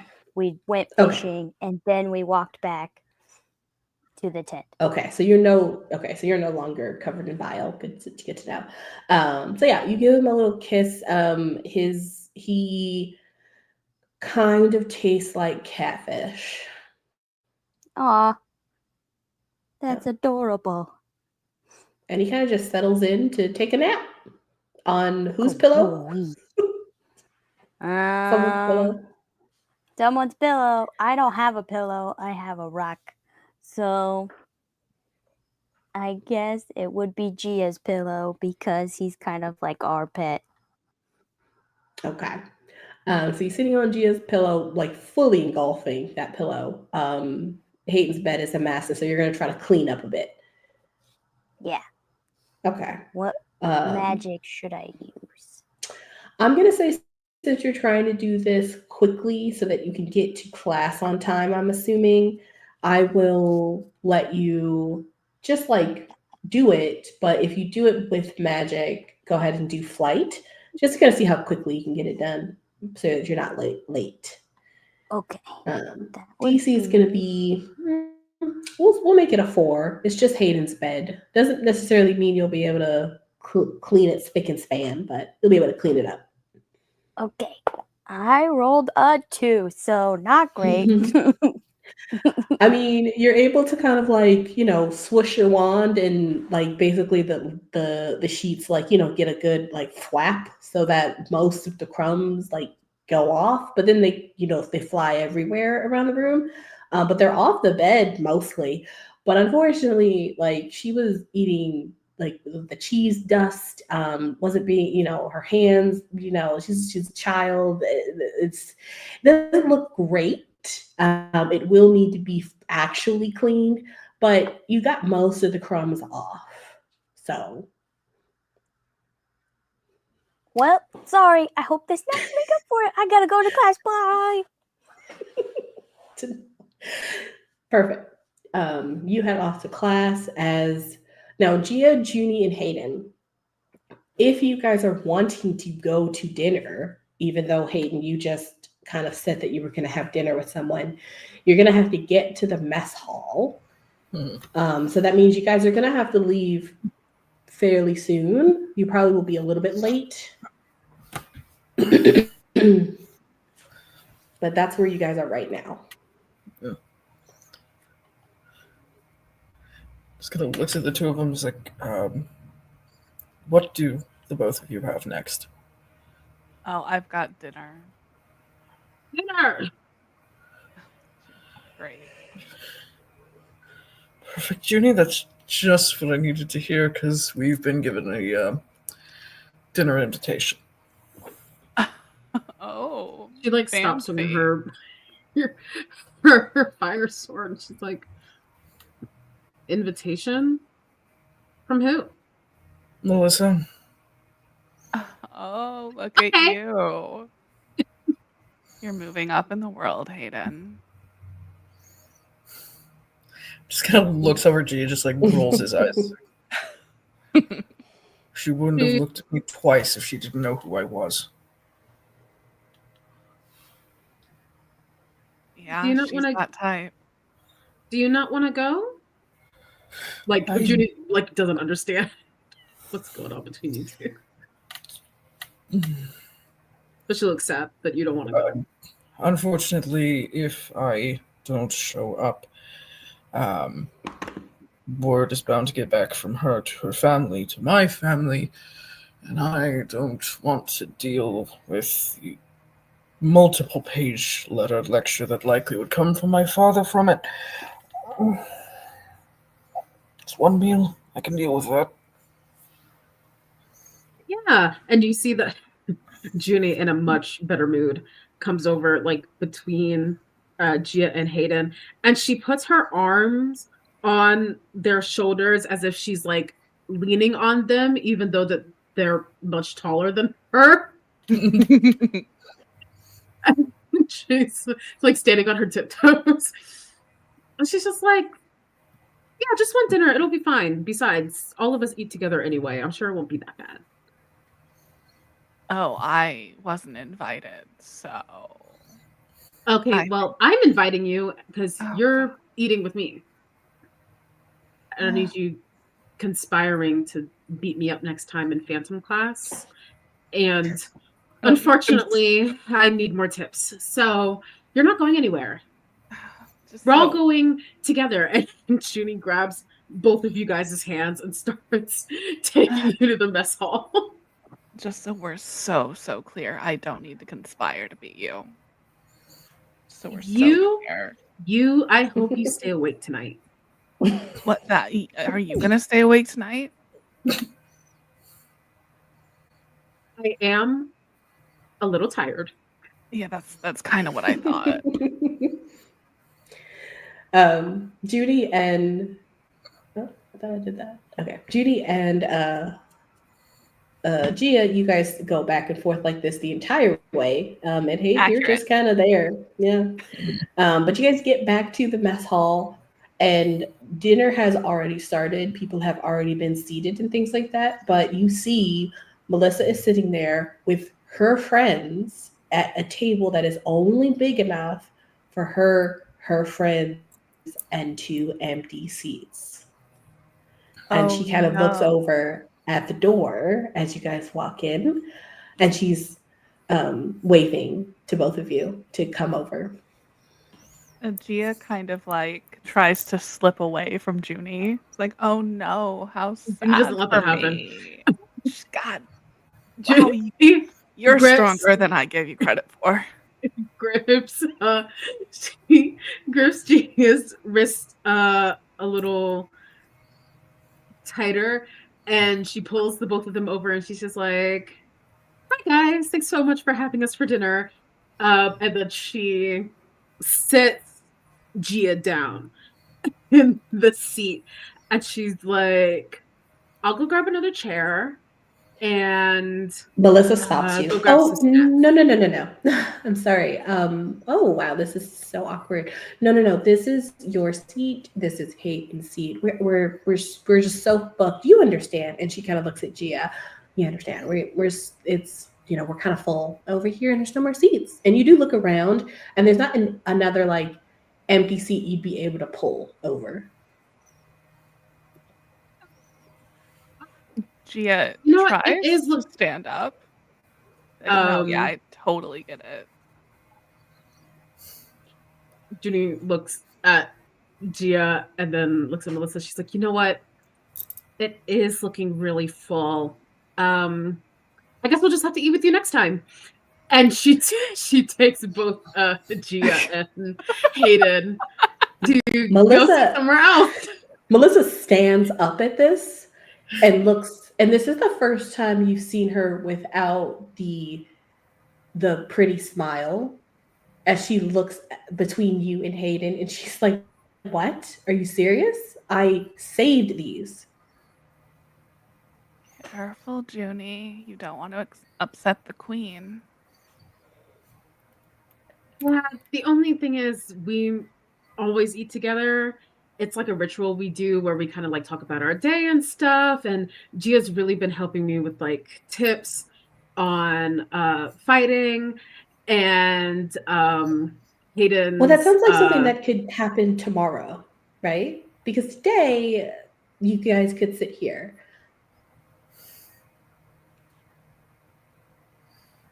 Juni keeps a little smile on her face. And she stands up a little straighter and is like, "Thank you for the invitation. However, we can only stay." No, she says, "We tonight become in a group of 3. You see her jaw set a bit, and she kind of sits back down very slowly and puts her hands on either side of her table. The entire table, by the way, has been absolutely silent this entire time. She sits back down. Well, I understand. And she looks over to Hayden. You can sit down yourself, or you can also go. Your choice.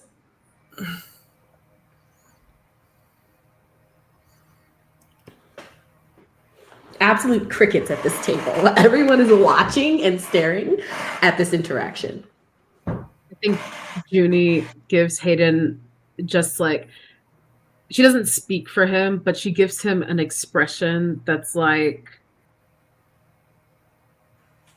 whatever you choose is okay.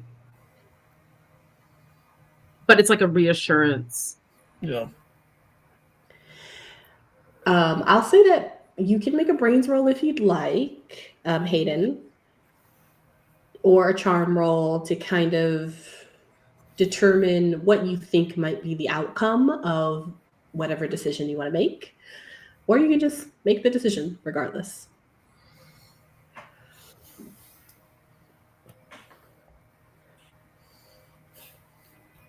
Just kind of takes a moment,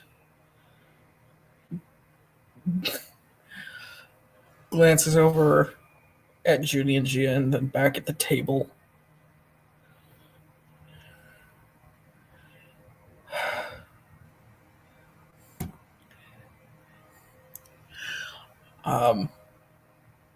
And it's clear to the two of them, it's, at least when he looks at them, he is not hiding the confliction in his eyes. Then there's a moment, takes a breath, and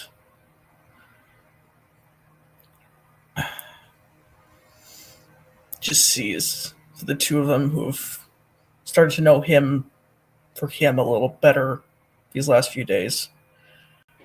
Mask goes up. I'll see both of you at the tent later this evening. He goes and takes a seat.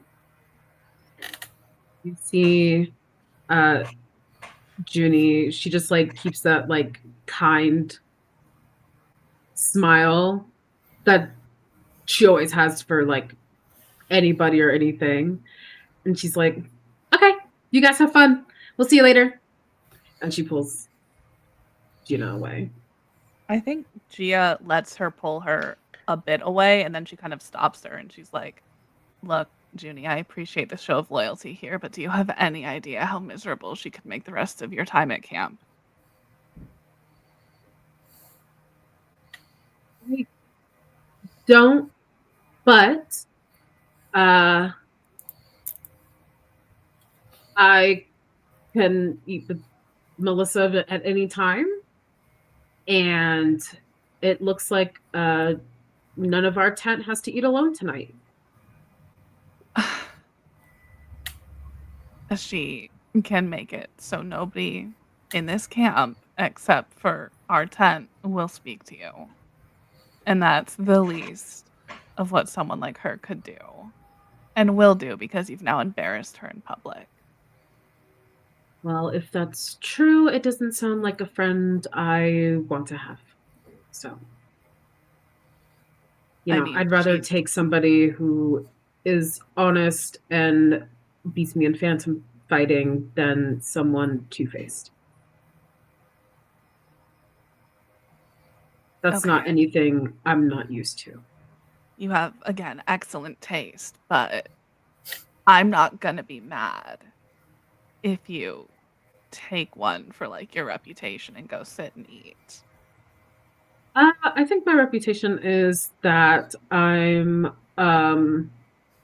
nobody really takes me seriously in this magical place because I come from like basically a non-magical world.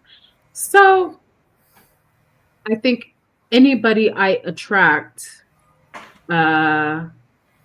I hope just likes me for me and not because of what a popular girl with I guess money and status and really preppy clothes says about me. Does And that she like work links in her the real world? Yeah. I mean, there are still like some people like okay, like there are like celebrities that like to like meddle with stuff, and there is drama in like the influencer world or whatever. But in real life, look, my mom always said that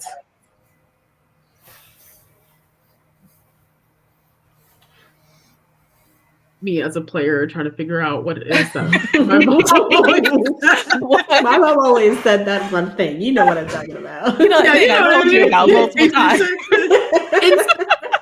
It's not the yes anding isn't like it's not coming. But I'll insert motivational.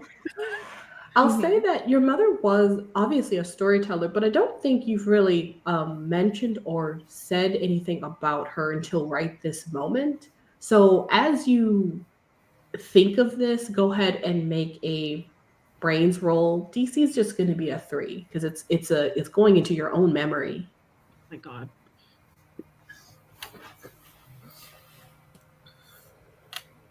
That's wonderful. That's a 4.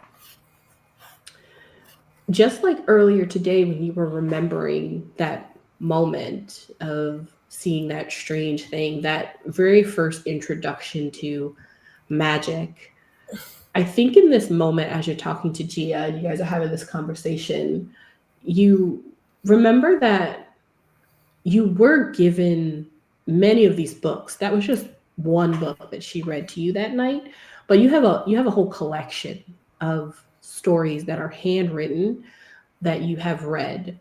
And I'll even say that maybe you have brought one for just like your own, you're used to having it with you.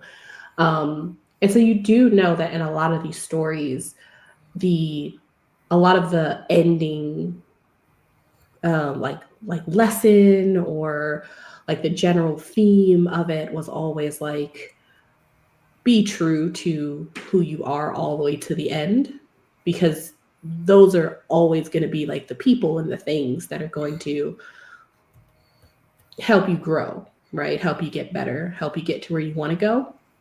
And everything else you just leave by the wayside. So I'll say that you kind of remember that as you're talking to Gia. My mom always told me to be myself. It's always going to have the best outcome rather than just trying to appease people. So me leaving you alone, sitting somewhere where I can tell that you are unwanted, that's not me. So I'm not going to do it. Well, all right. I mean, if it makes you feel any better, once they do start making your life horrible, I will be making my parents make her parents spend a lot more money on magical ingredients next time they need it. Yeah, I mean, it's just like if you're obviously better at this whole magic thing than I am. So it's like if she curses me, then maybe you could curse her. Like it's like kind of like that kind of thing. Oh, I would kick her ass. Thank you. Oh my gosh, it would be so nice for you to not kick mine for once. Let's go get some. But also, let's make sure it's snacks and not the cafeteria food. Like I know if she's gonna make my life bad, I don't need anybody else looking at me eating meatloaf and thinking I'm too weird. Yeah, I don't even know why they serve. In fact, there's my friend. In fact, there's my friends Jim and Pam, who I just met today. Let's go say hi to them. I heard they work at like a really weird office. Jim and Pam. First two names that came to mind. I almost said Fred, but I was like, no, Fred is the name of her son. I can't say Fred. Fred is my boy. No. We all know when you met Jim and Pam. They're just sitting there on one of the tables. Just At like camp, I met talking. tons of people at camp. It's we're gonna go make friends. You've met everyone at camp. I met everybody at camp. We're gonna go. Yeah, and everyone likes you. So you come over and they just pull you into their talk. They're just talking about paper distribution and whatnot. Not the most lively of conversations, but So you guys have dinner. You have a nice dinner. Hayden, you have it's fine, essentially. Melissa isn't unpleasant. Probably out of all of the snooty rich kids you've had to eat with, she's okay. She just is kind of like chatting about certain things, and you guys are talking. She's kind of engaged in how your day has been and things like that. How you're enjoying camp. Sometimes she gets off topic and talks a little bit about like some of the other camps she's been to and why this camp is like super prestigious, and she goes into that type of talk sometimes, but it wasn't a horrible dinner. It was fine. I will say though, depending on if you put your face on, most likely she likes you unless you want to say something or ask her something or something that you think would be controversial or out of the norm of just having a conversation, or if you want to poke at her. So unless you're not doing any of those things, that's how your dinner goes. It's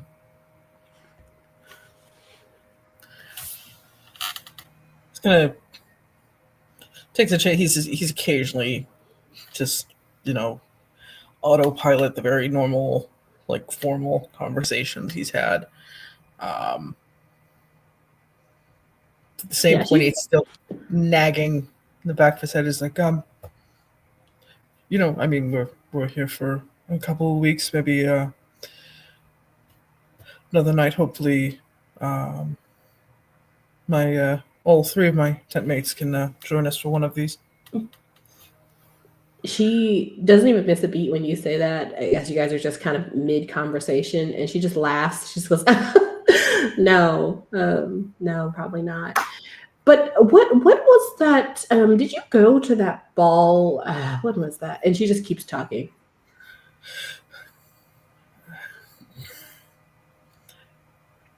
He just kind of decides not to pry at it anymore this evening, but he's just like,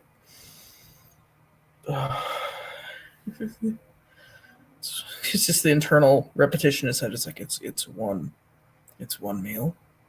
I can get through this. And my conscience will hate me for it later, but I will have survived it. I think what's your dog's name is Argo? Argos, yeah. I think Argus he kind of is feeling your like anxiousness and a slight sadness at basically just what's happening. And so I think he's just kind of laying kind of like half on your foot and half on the ground to kind of give you some comfort.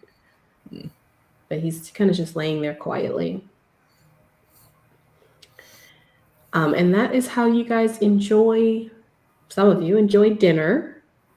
And before you know it, the bells ring for the end of day, for like your late evening. And Ebb, you are on your way to class. What class are you taking?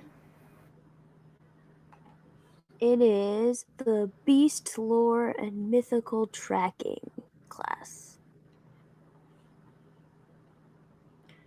which I think is a grit class.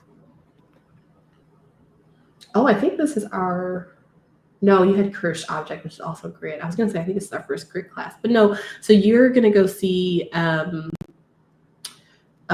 Cinder's dad, which is funny because you just saw her.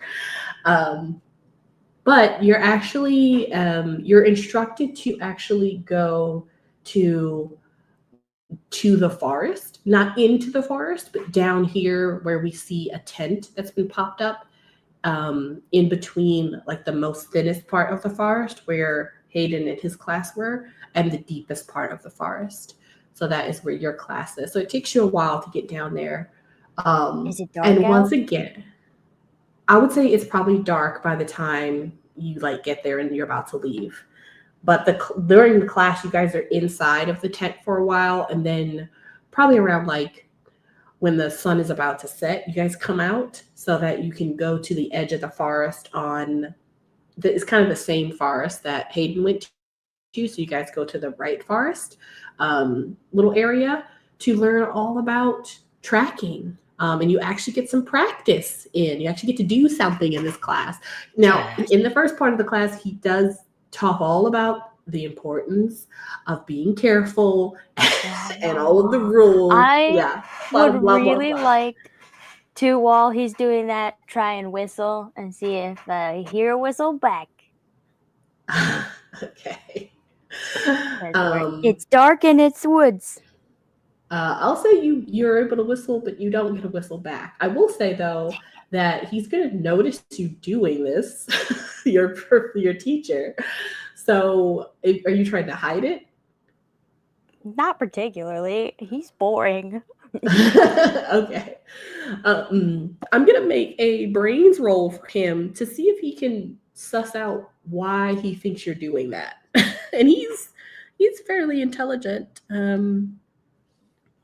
Here's a D12. That's much better than my D4. Go ahead and roll. Well, you're not really trying to hide it, so his DC would be pretty low. It'd be like a 3. So he got 6. So he just kind of sees you doing that, and he goes, "Oh, are you trying to track or lure a beast?" Yes. He kind of nods in approval. He's like, "Yes, I love your enthusiasm, Ebb. As long as you're careful, remember." So let's all do that. So as he takes you out, he has you all kind of split up, and he just class goes, of whistlers. yeah, yes. He goes out and he goes, and so just follow Ebb, right? So follow that. Can you do it again for us? And I'm assuming you do it again. And yes, there is a cacophony of whistles. The sun is going down. It's not fully set yet. So it is just a bunch of kids in the woods whistling. Some of them really well, some of them really bad. And of course, the teacher whistling. And in between, he does talk a lot about like different ways to track certain types of animals. And he also kind of gives you a bit of a list of what is normally in the forest, like in terms of mythical creatures and how they are protected in the forest.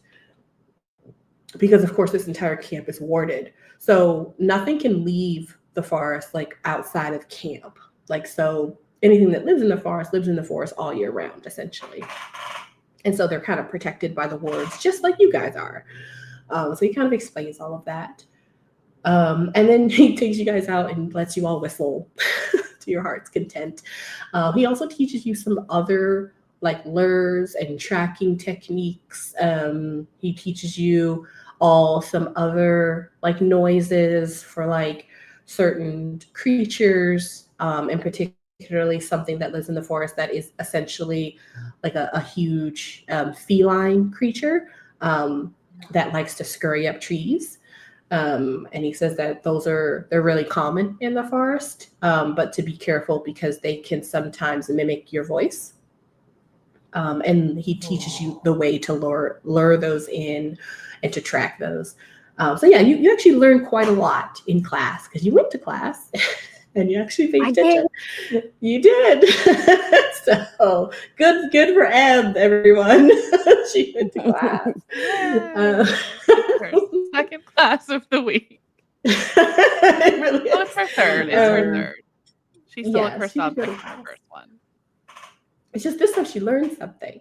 And so yeah, you most guys of the do time that. I'm not learning stuff. And as dinner ends and as your class ends and the night really is about to start, the teacher is like, okay, everyone, that was so wonderful. I think we really all had fun, hopefully. And hopefully we all continue to practice some of these calls. Thank you, Ebb, for teaching us a new call. Ebb, what were you trying to learn, by the way? The Whistle Man. All of the campers look at one another and then look at you. Some of them are like, what? Others are like, oh, creepy. Like some of them seem to know about the legend and others have no idea what you're talking about. And so they're kind of interested. They're like, what is that? I don't know. You can make a brains roll to see what response the teacher has on their face. DC, I think, is going to be a 6. It's a 2. Wait, do I have any plus brains? No, I don't. It's a 2. Okay. Mr. Tuffle, usually he is looking like, very zen, very like happy. He usually has a little tiny smile on his face all the time.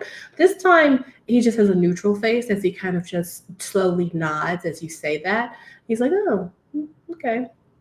And he goes, okay, all right, campers, I think it's time to head on back to your camps. We don't want to be out too late unless you have a night activity planned, all right? So I will hopefully see you all again for our next class, all right? This was a great time. Bye-bye, everybody. We kind of waves as everyone makes their way back to the path to go back to the main area where everyone sleeps. And you guys hear the end of day bell, basically signifying that it's time to go back to your tents and get ready for the night. And I actually am going to play what that sounds like. Might be loud, so be careful.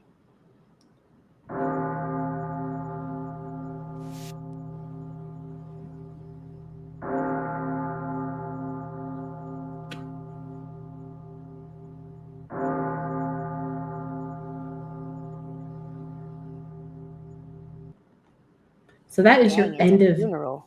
That is, by the way, that's the bell that when I say the bell rings, that's the bell you guys have been hearing every morning and every evening. No, not ominous at all. What a perfectly normal bell for a camp. I love it. Super normal. Didn't realize we were in Notre Dame. And so it is nighttime, and you all have made your way back to your cabin or your tents. Is there a way that as we're walking back down the path that I can slow up behind everybody and try the whistle again? But now it's dark. I think the people who don't know about the whistle man legend and even I think you've piqued people's interest. So you've become a little popular yourself for the very first time. So they're so they're not interested in going before you. They're all crowded around you, being like, "Where'd you hear that from?" "Oh, did you hear that from so and so?" "I heard this." So that's what the conversation is. So you're kind of in the middle of the crowd as you all walk back together. Well, then if I'm in the middle of the crowd, I'm going to try and play this up. I want to make my eyes as big and scary as possible and not blink the entire time I tell them the story of the Whistle Man, exactly as I remember it from the paper. I think that's perfect. I'm gonna say that you guys are literally walking past the forest on this road, and it's getting dark. And so I think as you're telling this absolutely terrifying story, some of them are And not like blinking. some of them are getting super creeped out, and they're just and like some of them are like okay, and then they're like walking a little fast. They're like, I want to get back to my room. Yay, I did it. But yeah, they all listen to your story and they find it really interesting. And I'll say, as you guys get to the point where you're supposed to be done, I will say there's probably one skeptic who's like, okay, I mean, that's super creepy, but there's no way that's real. It's not like an actual thing. Like, we know about it. I've never heard a whistle since I've been here. Okay, let's listen. And I'm going to do a low whistle and see if I can get that sound to come back. As you all basically get to like this T section where you like get far enough away from the forest, but you're almost at the tents, you do your whistle and everyone stops to kind of like listen as the sun completely sets, and they all look over to the forest line, like tree line. And at first, they don't see anything or hear anything. Until finally, in response, they all hear a low, long whistle. Ooh. And then they all start sprinting, obviously. they are fully sprinting back to their tents, absolutely freaked out. And just straight up loud. I'll also say, though, Judy, Hayden, and Gia, I'll say that you guys probably also hear, it's much further away for you guys, but as you're like at your tents, you also kind of hear the remnants of the whistle. You also see a bunch of kids running into the camp areas, running to their tents. And I could probably assume that you guys know Ebb has something to do with that. I was gonna say that's out right now. Ebb's fault. Anybody?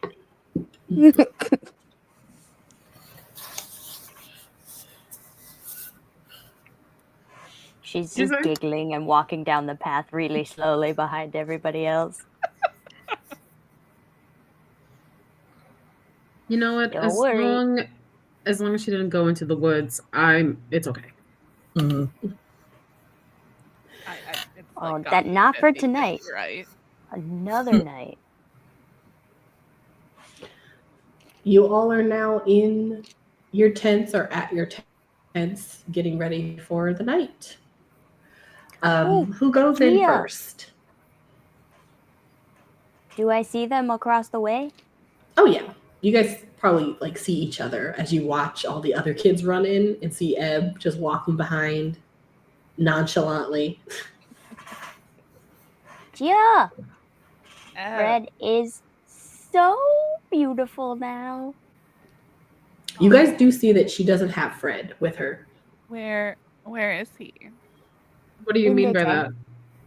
You just left him in the tent? He wanted a nap. Okay, he did have a really busy morning. Oh, if he's gonna growing. If he's gonna be up all night, I don't want to be up all night with him. Oh.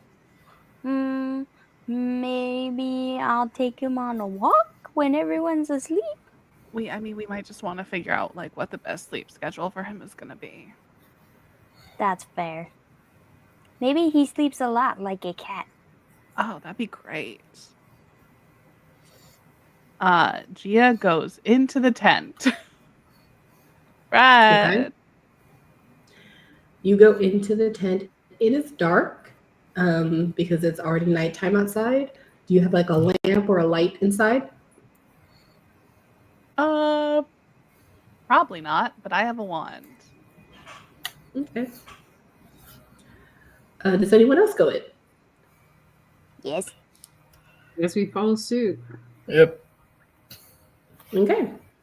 You all make your way in the tent, and Gia makes like a little light so that you guys can see. The first thing you guys see is that there are little packets of snacks on your beds. Oh. Are these Fred, did you get Oh. us snacks?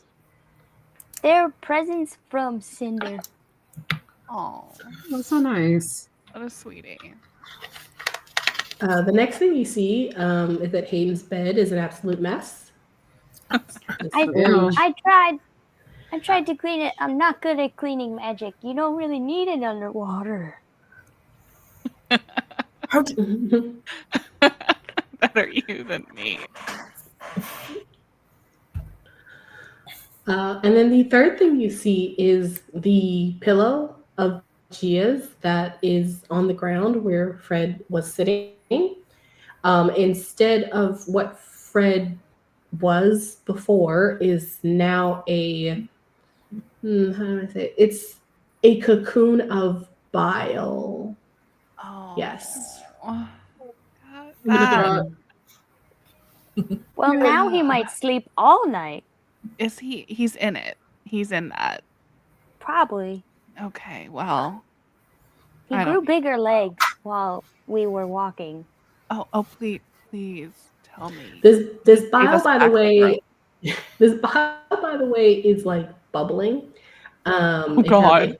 like, a little bit, and you can kind of see that stuck in it are like normal things like fish bones that he ate with Ebb and stuff like that, but also little pieces of what looks like magical trinkets, like Pieces? hair. Yeah. Does anything look intact? Nope. It all looks digested and regurgitated. Oh no. Ebb, please tell me my broom is not in that. No, they're under here. And I'll Oh, take the thank brooms out. I missed you so much. That's all you're worried about? Yeah, this was my brother's broom. It has significant sentimental value to me. And Fred You will be giant fine. sack of regurgitated. Oh my god! Just I mean- talking about it, I can feel it in my Can throat. And Can we look at the sack? Does it look like it's just like a hairball, or does it look like it's a cocoon again? I mean, I think you both have a lot more knowledge about chimeric creatures. And you've been able to kind of attune with Fred a bit. So yeah, you guys can, both of you would be able to kind of inspect it and see that it definitely reminds you of like what is it called? Chrysalis. There we go. Yeah, so he's probably in there. yeah, That's good. He'll sleep all night like before. yeah. Should be fine. I mean, I will I say think he might turn into a water dragon. That'd be cool. oh, that would be I will really say, I think it was Gia when you looked in your books, you did see that there were, different iterations. However, the iteration that he was the last one depicted. we are. We're in uncharted territory, kids. We're I like don't know what's gonna come out. explorers, but like with magical beasts. Is that a zoologist but fancy? Yeah, like a cryptozoologist, except they're real. I don't know. I want to poke it, but I feel like I might lose a finger if I poke it. yeah, I don't I mean, I think you could touch it and try and talk to him, like moms talk to the eggs, like Please don't touch it. Yeah, no, even I am gonna draw the line there. I don't think I want to touch it. I want to touch it now. No, No. don't touch it. Go find me a stick. What? Okay. Oh, no, don't poke him with a stick. What if you accidentally break it? Okay, that's fair. Maybe if As we you're get, all like, having this conversation, you hear Mickey's voice outside your tent. Hello, everyone. Are you in there? Knock, knock. Quick, throw a blanket away. Yeah, I cover it with my blanket. She kind of pokes her head in. Hope everyone's decent. I'm sorry. I didn't know if you knew we are going to have a bit of a get together around the fire. So, Oh, another Again? one. Are these like nightly? well, I just wanted to see how everybody was doing. And then also Mr. Elf, he's kind of making the rounds. And we're all his last one. He just wanted to make sure everyone's schedule looked good.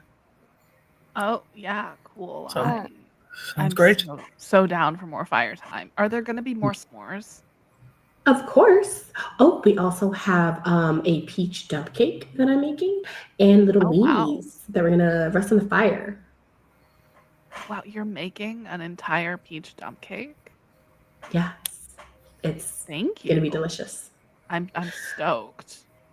She kind of looks around at everybody. She's like, okay, well, come on, guys. And then she kind of leaves from the tent flap. Yeah, come on, guys. Let's go make s'mores and eat cake and pretend like nothing's weird in our tent. I think Juni looks around and makes like some quick work of switching Hayden and Gia's blankets so that the nasty Cheeto one is on the sack and the regular one is on Hayden's bed. And she's like, The one that even in moving it is still covered in bile. Yeah, which one? I know, because she's like, okay, if she said what's his name is making rounds, but if somebody makes rounds in here, nobody's gonna want to touch the nasty Cheeto looking one. And she's like, everybody take your brooms with you, hide them, whatever it is you gotta do. And she just like kind of messes up the room a little bit more so that nothing seems in place, so that everything looks out of place. Okay. Now we can go. I'm gonna hide my broom under the mattress. Okay. Same. Okay. I can't like because it doesn't shrink, does it? Or like, do we have magic bags? Where's I've Juni had been mine keeping the her? whole time. Yours Been is on me this sealable, whole though, isn't it? time. Oh, Because at the very beginning they were able to hide it. And I don't even think I really asked how you're going to hide it. So we can just do the same thing with Gia and Hayden hiding your brooms, just to kind of see how well you do. So go ahead and make a grit check, DC. I think because, they're going to be you're not really hiding them. You are technically hiding from a person, but really you're just hiding them in your tent and no one's really going to go in there. So DC is going to be a 3. okay, I can make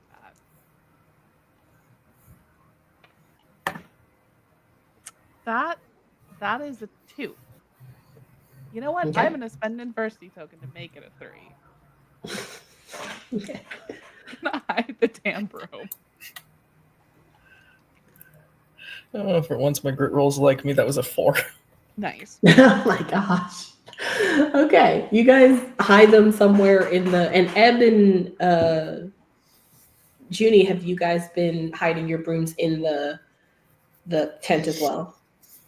No. No, mine is on me. I keep mine on me. Okay. Yeah. Okay. Mine's like Um, a dead root, so I just kind of like make it look like it's. Yeah, It's mine part of is me. disguised as a backup inhaler. Okay. Okay. So you guys have yours disguised while Gia and Hayden, you guys are just hiding yours. I think that makes sense.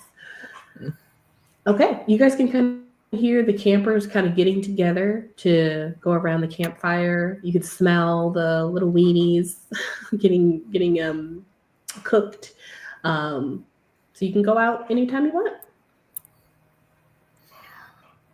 Can I talk Oh, to no. the schedule teacher first? So he's at the campfire. Yeah. That's like Yeah. I want to Mhm. talk to him before I do anything else at the campfire. Sure.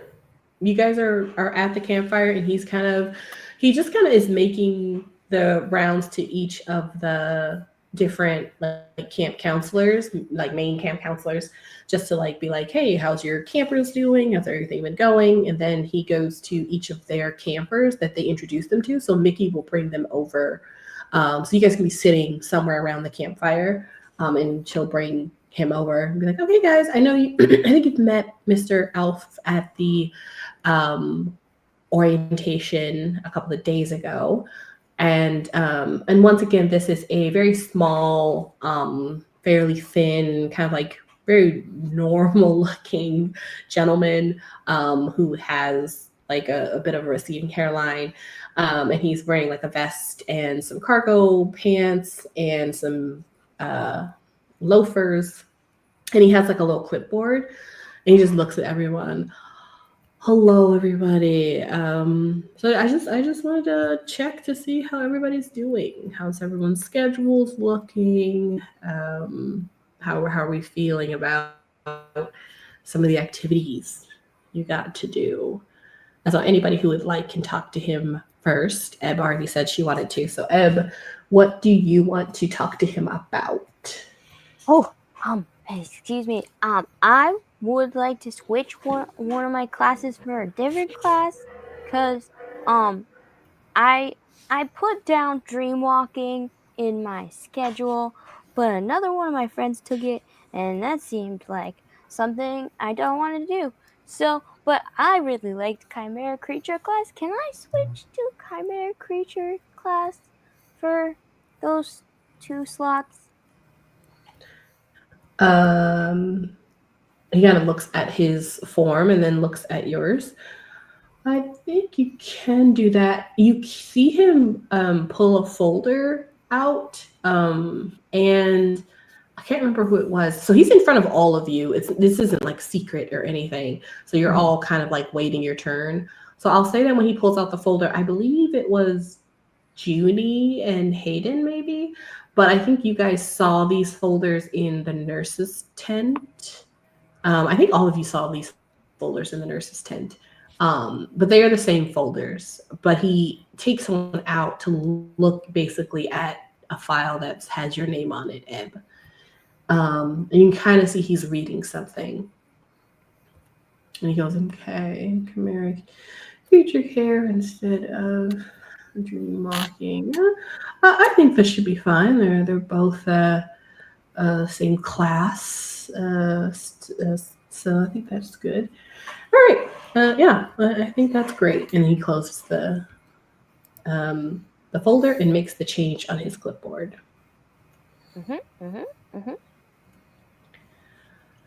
Anything else?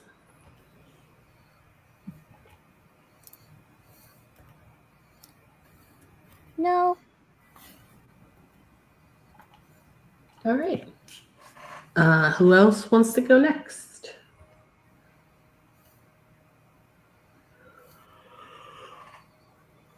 I think I'm going to hold off. I don't think I want to switch anything yet. But there is something I want to do at the campfire.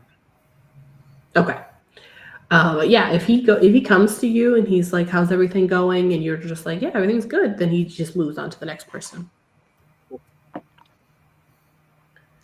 Yeah, I'm pretty happy with my current schedule. Excellent. Good to hear it. How about you two? How are we doing with your schedules?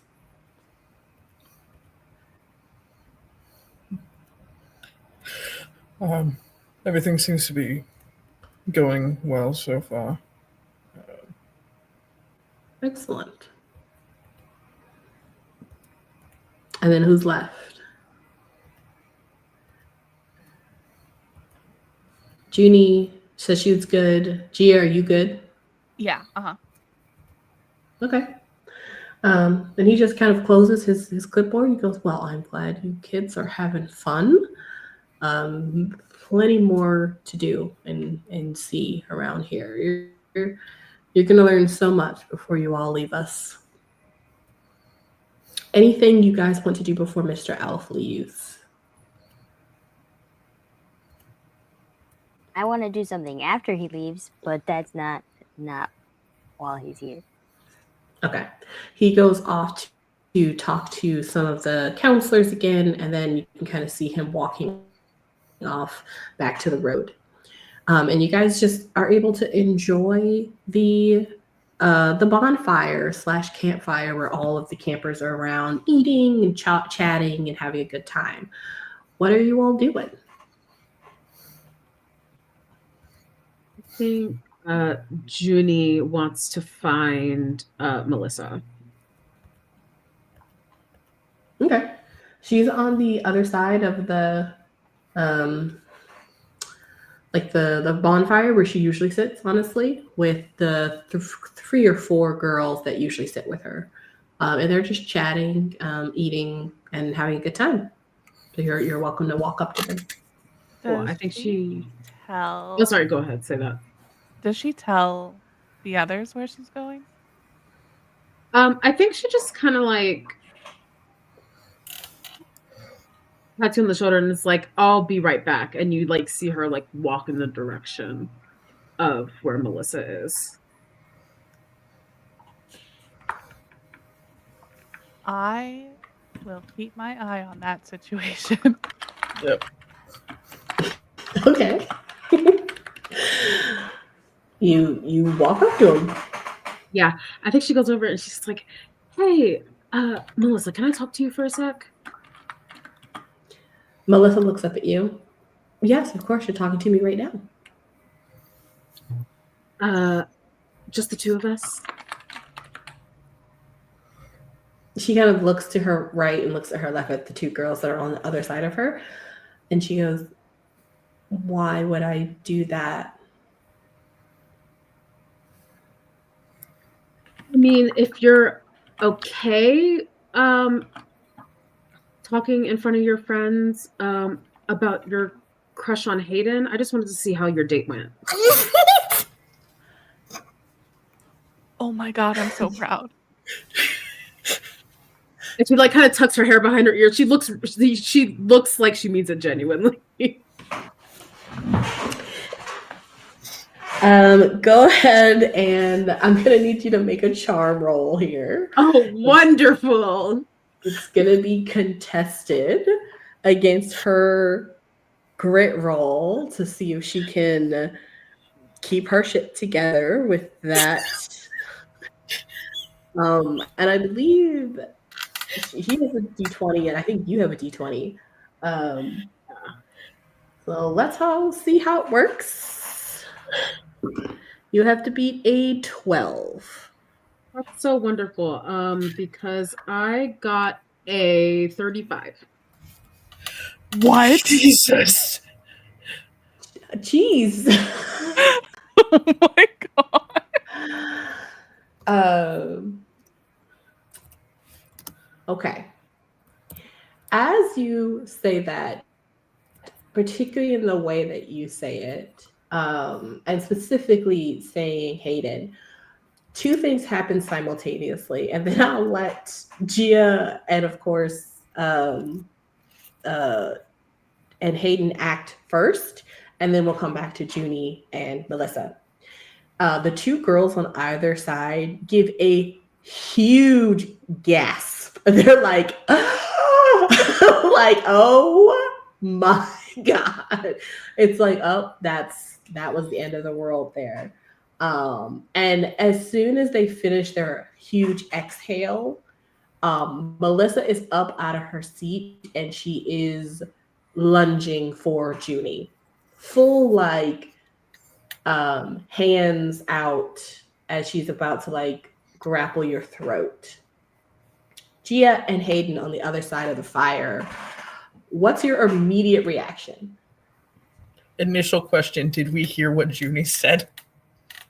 I don't think so. I think everyone's talking, everyone's quiet. Like everyone's not quiet, and like the fire is literally in between you 2. So I think you kind of like heard, you know how you can just like hear people talking, but you don't know what their words were. Mm-hmm. I think you hear that, but you don't hear Melissa respond. You just see this action. I think you do hear the gasp because they're so loud and their faces are so obvious. So yeah. I think as soon You got as a problem. Juni started walking over, Gia was ready for something to go down. So I think her first reaction is to, pull out her wand and try and stop Melissa from reaching Juni. Okay. You're going for that. Hayden's just straight up running over there trying to prevent it. Okay. So all of this is happening within a moment. So let's go back to Judy. Junie, you are standing while Melissa is sitting, and she lunges for you from her sitting position. So obviously, so I'm going to let that DC be lower. However, I will say that she is using magic, but not with her wand. You can see, even as she comes to you, to your throat, you can see that her hands are kind of starting to glow a red glow. What do you want to do in this instance? Would like to, since I noticed her using magic, I want to be the bigger person in this situation. And what I want to do is take Gia's advice and spread my feet out a little wider than my shoulders, bring my hands up, divert her arms away, and pull her into a hug. Okay. Smart. And I'm using magic about it. Just the power of kindness and love and friendship. That is going to Tanya, be. can you put that pan back in? Oh, did she get dropped? Mm-hmm. That is going to be her fight. I'm going to say her brawn, actually, versus your. I would give you the choice to use flight or charm. Thank God. Charm? Absolutely. Since you did specifically say a hug, if you were just trying to evade her, I wouldn't give you that choice. But because you're trying to do something really interesting here, I'll give you the choice here.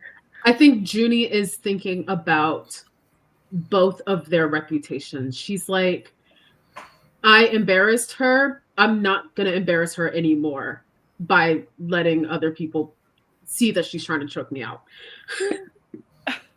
Okay. So she is going to roll her brawn. She is not very brawny, but she's not as little, she's not unbrawny. So she has a D6, but she also has a +2 to her brawn because of the type of spell she's trying to do with her hands. So let's see what she gets. And it's going to be contested. So go ahead and roll your charm. Yep, I got it. Okay. What'd you get? Oh, I gotta go first. Hey, I'll go first. I got a 17. Okay. She got a 3. Yes. So you tell me what happens when she lunges for you with these glowing red hands and you pull her in. What's the response of her and everyone around you? I think Juni gives her a hug and saves the situation by saying a little bit louder and almost in a way where nobody else can tell, but she can tell that Juni is trying to save her reputation in this moment because Juni knows what she just tried to do. She gives her a firm hug and she says, "Oh my goodness, I'm so glad that you are okay after the totem match." Mm-hmm. Okay. I'm going to roll something for her.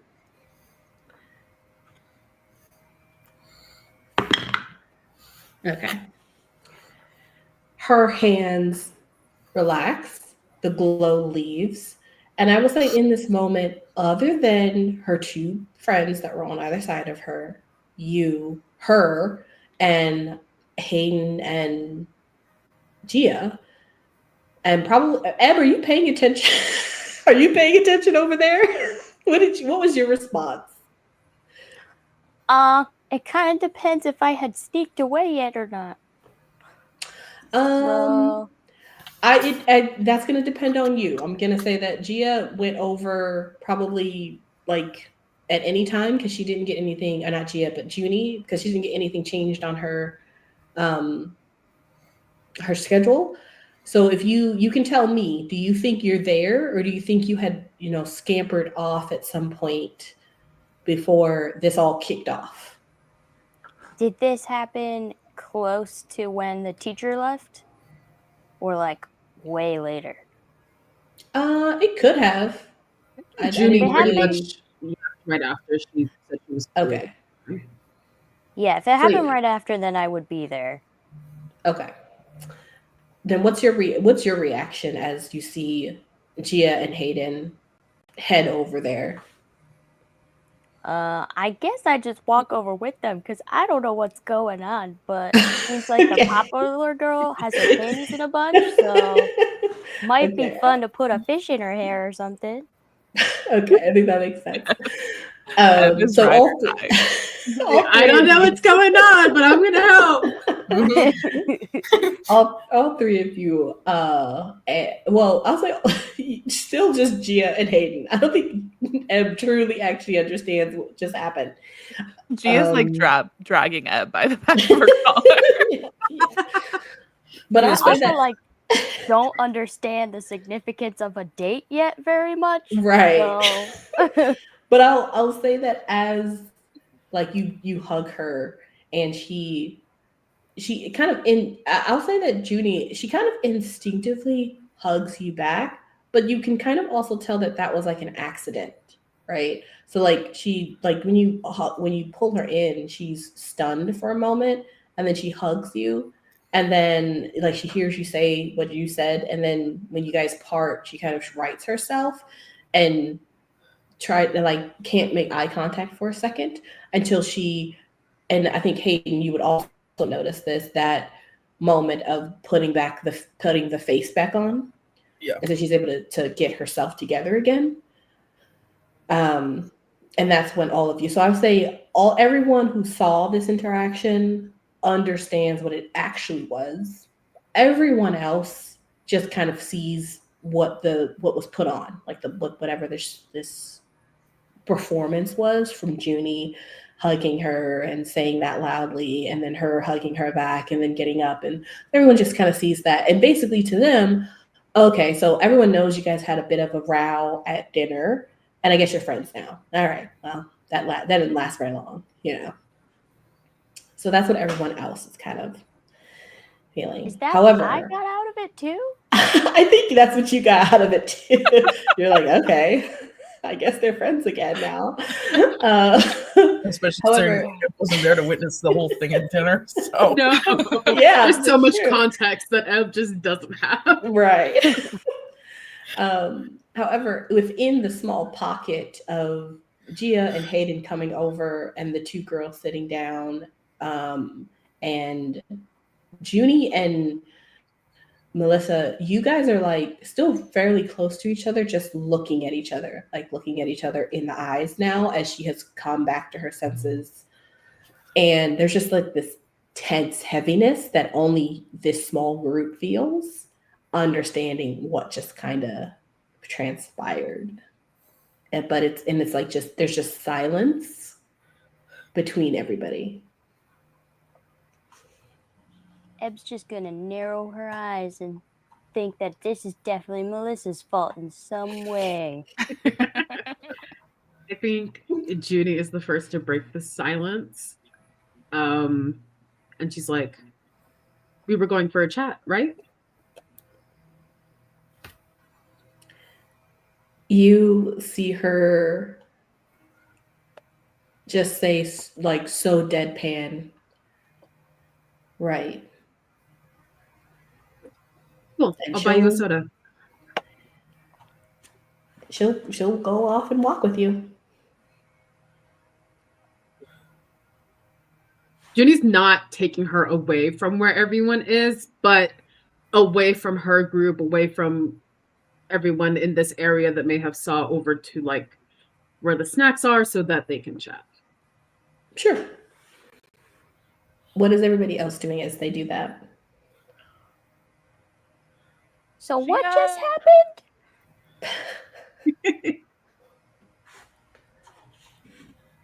So Gia and Hayden still don't know exactly what she said. Mm-hmm. Hayden just Gia's kind of gonna, looks at. like- No, I mean, go you ahead.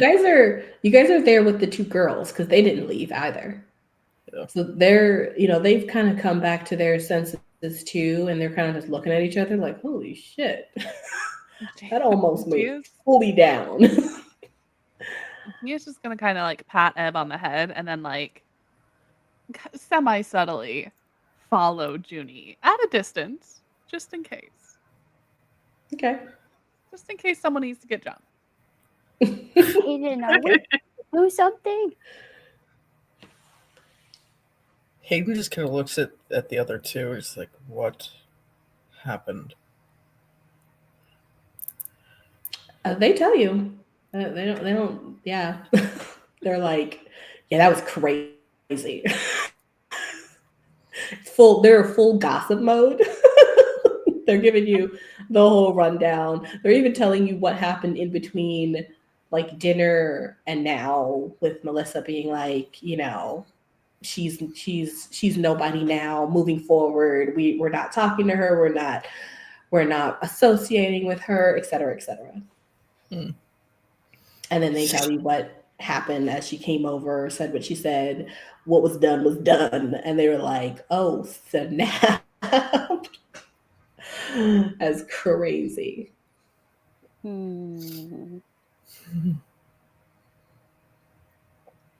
Okay, now Ebb's definitely gonna try and sneak away. Okay. Ebb sneaks away. I'll just say that happens. Everybody's kind of busy. Hayden kind of just goes back to where the group was initially sitting and just kind of processing. Mm-hmm. Yeah, the girls are just chatting to one another, and before you know it, like wildfire, like the gossip chain begins. You don't really know exactly what they're saying, but it'll get to you. Mm. Juni, Always does. Juni, you have walked off. You're following slightly behind. I'm assuming you're not trying to like hide it, but you're just not trying to be all up in their business. Yeah. Okay. Juni and Melissa, you guys walk off just somewhere, close, but not to where you guys can hear each other clearly. And she doesn't say anything, Melissa. She just sort of stands there as if her mind is kind of reeling. I think Juni starts and it's like,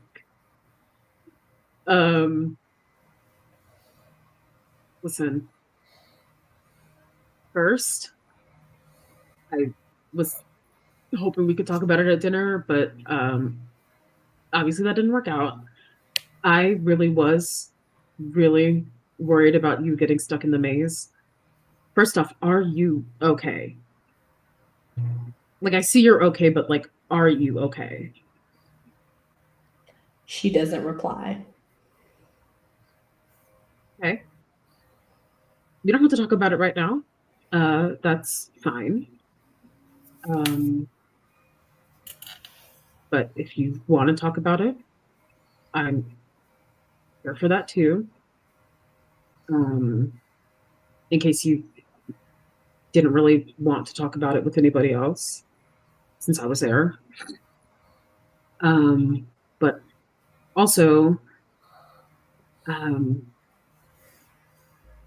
I am kind of curious about, how your date with Hayden went. I mean, I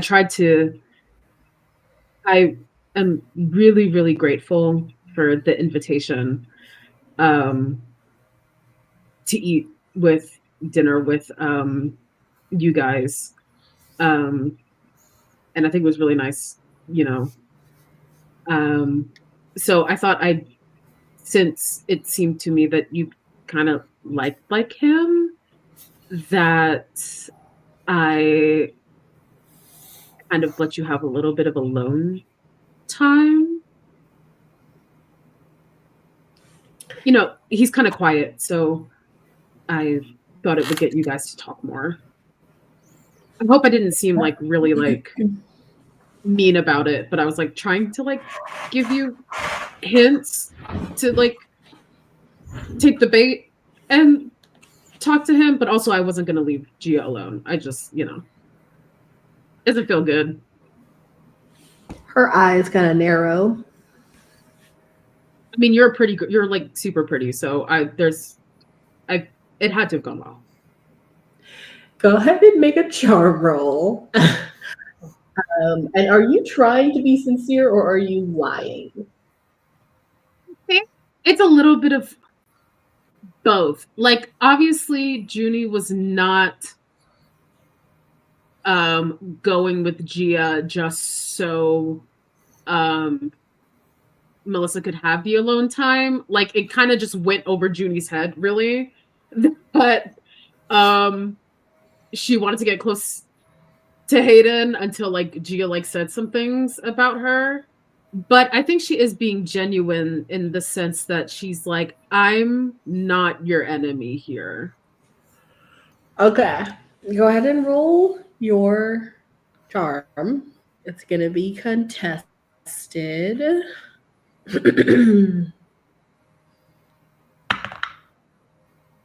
Okay. What did you get? I got a 19 plus 1 for 20. No explosion. Okay. We are going to come back to you two. Ebb, where are you going? Okay, I have two things I want to do. First thing I want to do is sneak to Melissa's cabin or tent and figure out excited. which one is her pillow. Okay. Okay. I'll say that they're I don't know, they're in A maybe. And you find the tent. There's nobody there. Everybody's at the bonfire. So make a brains roll to see if you can figure out which one is her pillow. It shouldn't be that difficult. DC is going to be 3. Okay. It kind of has a brand, but you haven't been paying I rolled attention. a 3. Okay, well, you've been paying attention enough to know that she literally exclusively only wears pink. Like, yes. So the cot, the pink cot that has the pink pillows and the pink duvet with the pink, it's a pink castle in that corner, and she came with way too much stuff. Also, she has like a little nameplate on her little side table that's also pink that says Melissa. It's really hard to, not to, yeah. I'm going to find her take pillow. The fish skeleton that I had for dinner, and I'm going to take it out of my backpack, and I'm going to put it under her pillow. Okay, you do that. And now I'm going to go back to our tent. Okay. You go back to your tent. And the cocoon is still there? Mm-hmm. Yep. Okay. I want to put both my hands on the cocoon and try and talk to Fred. Okay. Let's do so I'm going to say that this is going to be, are you trying to telepathically, like you're trying to like attune, like commune? Or are you trying to actually speak with your mouth? I'm probably trying a little bit of both because I'm trying to do that thing that like moms and dads do when they're talking to the baby in the womb, like I just see. positive affirmations at it, Okay. like both a mental and a verbal experience. Okay. Like As how you you put talk to your plants so that they grow nice. as you put your hands on this gooey, by the way, this cocoon is huge because he was very big by the time he created this cocoon, but the cocoon is probably twice as big as he was. It really like seems to be taking over that little corner. So you're able to put your hands on it, and your hands kind of like sink into it a little bit because it's very, very squishy. And go ahead and roll a grit roll. DC is going to be, I think, a 7. Okay. I want this dice. Where is it? This one. Okay. Here we go. Oh, I rolled a 7 and grit is I only have a +1 in grit when I use magic. So a 7. Is that right? Is that the DC? Or That is. Mm-hmm. oh, So that's you great. just beat it. So when you put your hands on the huge bubbling bass, you don't feel any pain, but you do get a connection with whatever Fred is turning into, and you get kind of flashes of teeth and ooze and like really long nails and claws and like a spine, but it's like skeletal, and like a thick tail. Like you get flashes of almost as if you were like ultrasounding the sack, and you kind of like get to see this creature squirming inside. It's giving face hugger turning into an alien. Yes. So yeah, you see that. You don't feel anything, like you don't feel like happiness or sadness. You don't feel like an emotion. You just kind of are getting flashes of like almost as if perhaps it's telling you I'm in the middle of metamorphosis, essentially. You're doing a great job. You focus on getting yourself to the place you want to be. Whatever form you take, we will love you anyway. You're such a good boy, and we will take care of you and love you. Okay, you have a good sleep. We'll see you in the morning.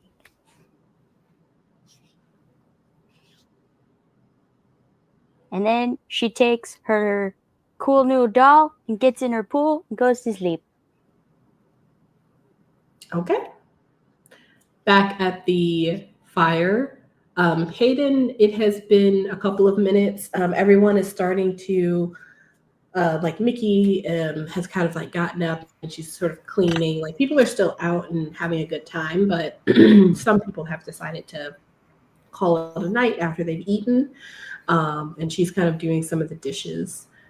You see that you can see Gia and Melissa and Juni. They're just a little farther away from the fire, but they're still doing whatever they're doing over there. I think if anything, because he's somewhat wanting to escape the rumors and whispers that are already kind of circulating. He's gonna head over to where Gia is nonchalantly spying. Casually leaning against a tree. Yeah.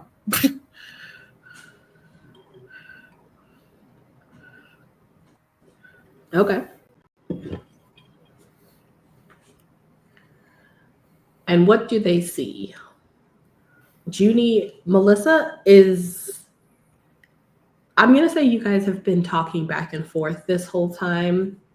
Yeah. And I definitely think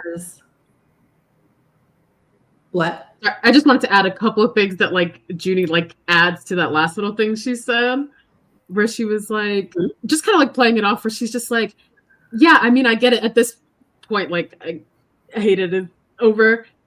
And she says, no, yeah, I get it. I mean, like, you're really pretty, and Hayden is like the cutest guy in camp. So, like, obviously, you two would be like a power couple. No, I totally get it. And obviously, he didn't come and eat with us. So that must mean something, right? She starts to warm up to you, essentially like really stroking her ego. Yeah. It's damage control. Yes. And it works fairly well. You can kind of tell though that she's going through a lot of thoughts and emotions, as she's like kind of going back and forth between still really wanting to rip your throat out, but also liking that you are like saying these things, but then also that's not really her like intention. And so she's kind of torn between, yeah, you kind of see those emotions go across her face as she goes back and forth there, and you guys have this conversation. But essentially at the end, she just simply just goes, it's fine. I forgive you.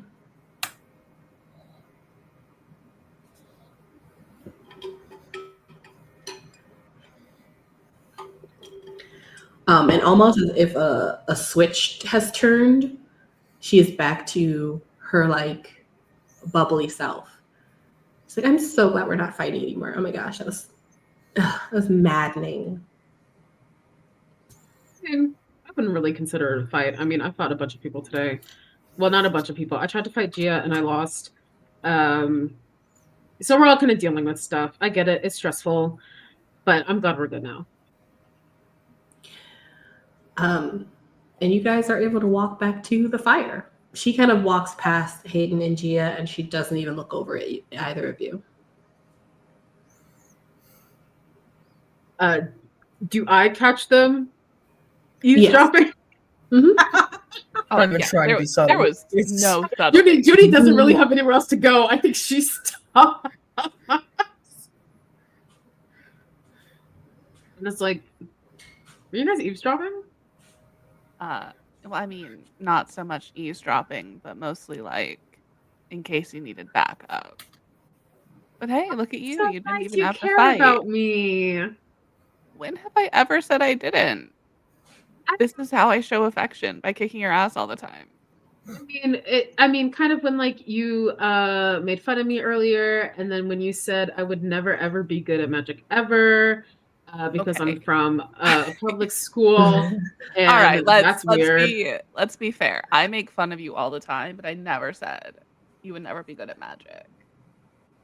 I just said you wouldn't be as good as me. See, and that's kind of the same thing. So, you know, teasing's my love language. I don't know what you want me to do. Yeah, we'll work on that. And then she looked at Hayden and she's like, were you also gonna back me up, Ditcher? Oh damn. You went she just from gives you like a really bright smile. Like obviously she's joking, but she's not. I certainly didn't want to go see you getting hurt. Aw, you care about me too. Aw, and she like brings both of you guys in for like a group hug and just like wiggles. Ow. Where's Ebb? She would have really liked a hug like this. You know what? I don't know, and that scares me. Oh my god. The sack. His name is Fred. Yeah. I feel like something happened. I feel it in my gut now.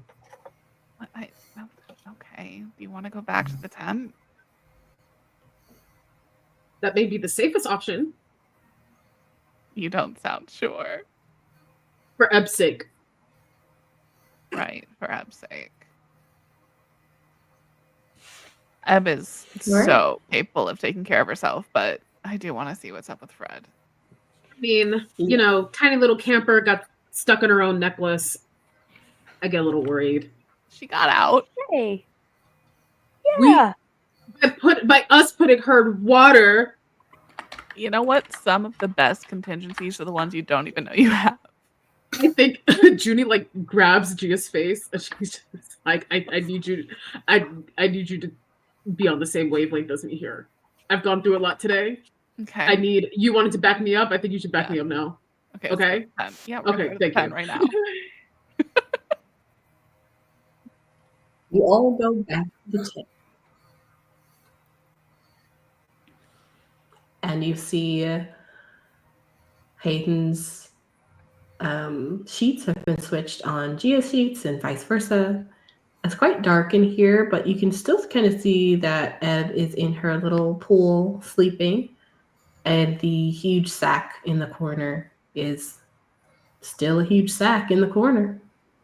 With my very creepily smiling Matryoshka doll. See, look, everything's totally fine. It's Ebb in her element, literally and figuratively.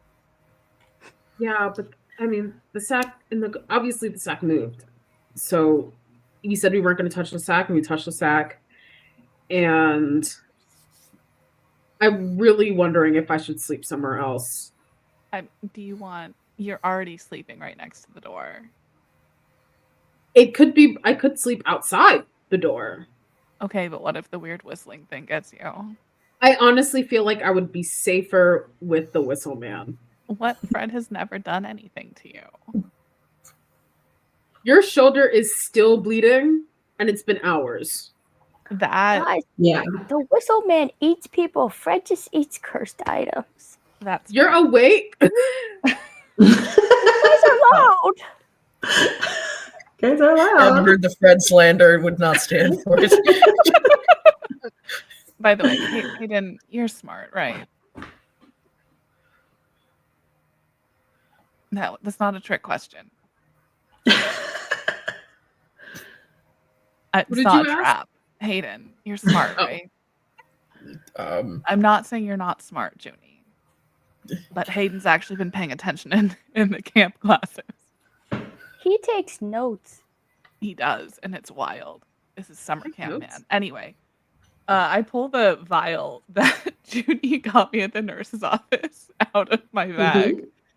I think these are the drugs that Juni's on. Do you know what they are? I drank that earlier. It's a healing potion. You were supposed to drink that. Yeah, well, I wanted a second opinion. Hayden. I mean, I've got some time tomorrow. I can probably take a look, see if I can figure it out. Awesome. Not on drugs. Again, to be fair, even if it's medication, it is technically still drugs. Okay, then I would technically have taken Please a say it. drug, but I'm not on drugs. Right. Like, there are implications Sounds when like- you say that somebody is on drugs. Again, And I don't need that stuff passing around at camp. She did call the It's mom. more like the you're nurse on mom. a spell. I'm not on any spell. She called the nurse mom. It's like say it like it's like That sounds like obvious you know, that a Juni is curse. on coke or meth, and it's like you're on spells. I'm like, is spells like some sort of street drug? I'm still very new to this. No, spells is like you're under a spell. Like No, I'm not under any spells. a charm spell, probably. Or maybe a time spell, the way you described how the thing does the backwardsy time thing. I healed Hey, you. are you sure that it won't go back to normal time at some point, and then the wound that you made will all of a sudden appear again? Oh, that would It's not suck. deep.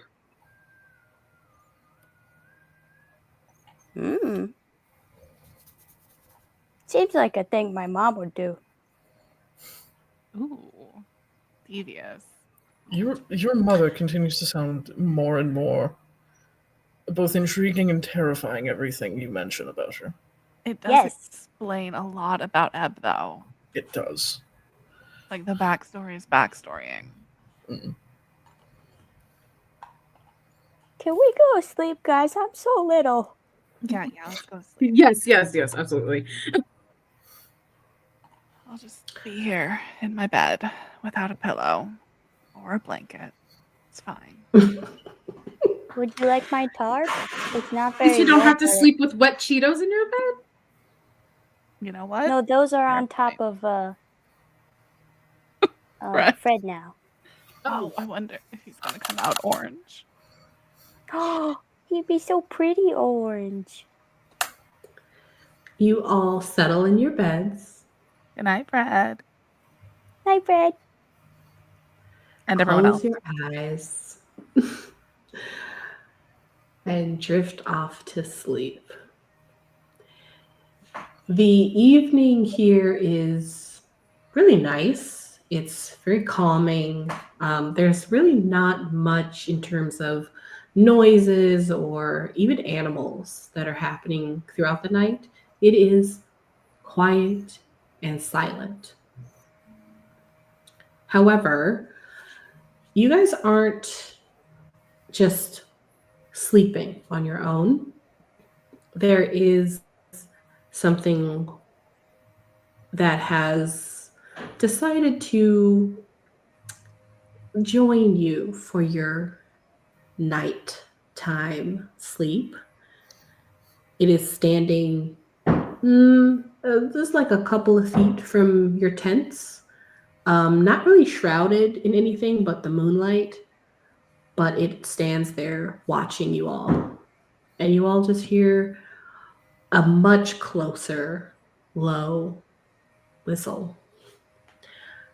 And that is where we're going to end for the day. Oh no. Why can't any of these other kids at camp be targeted? And what did you do? Are you just collecting monsters now? Yes. To be fair, that is exactly what my family does. So I'm I just have a doing them unicorn? proud. If we can A find one. unicorn, maybe a spooky. Yeah, but Thank you all for listening or watching on YouTube. We will pick this up next session. Thank you again to our players, and let's see what happens next time. Goodbye, everybody. Bye. Bye.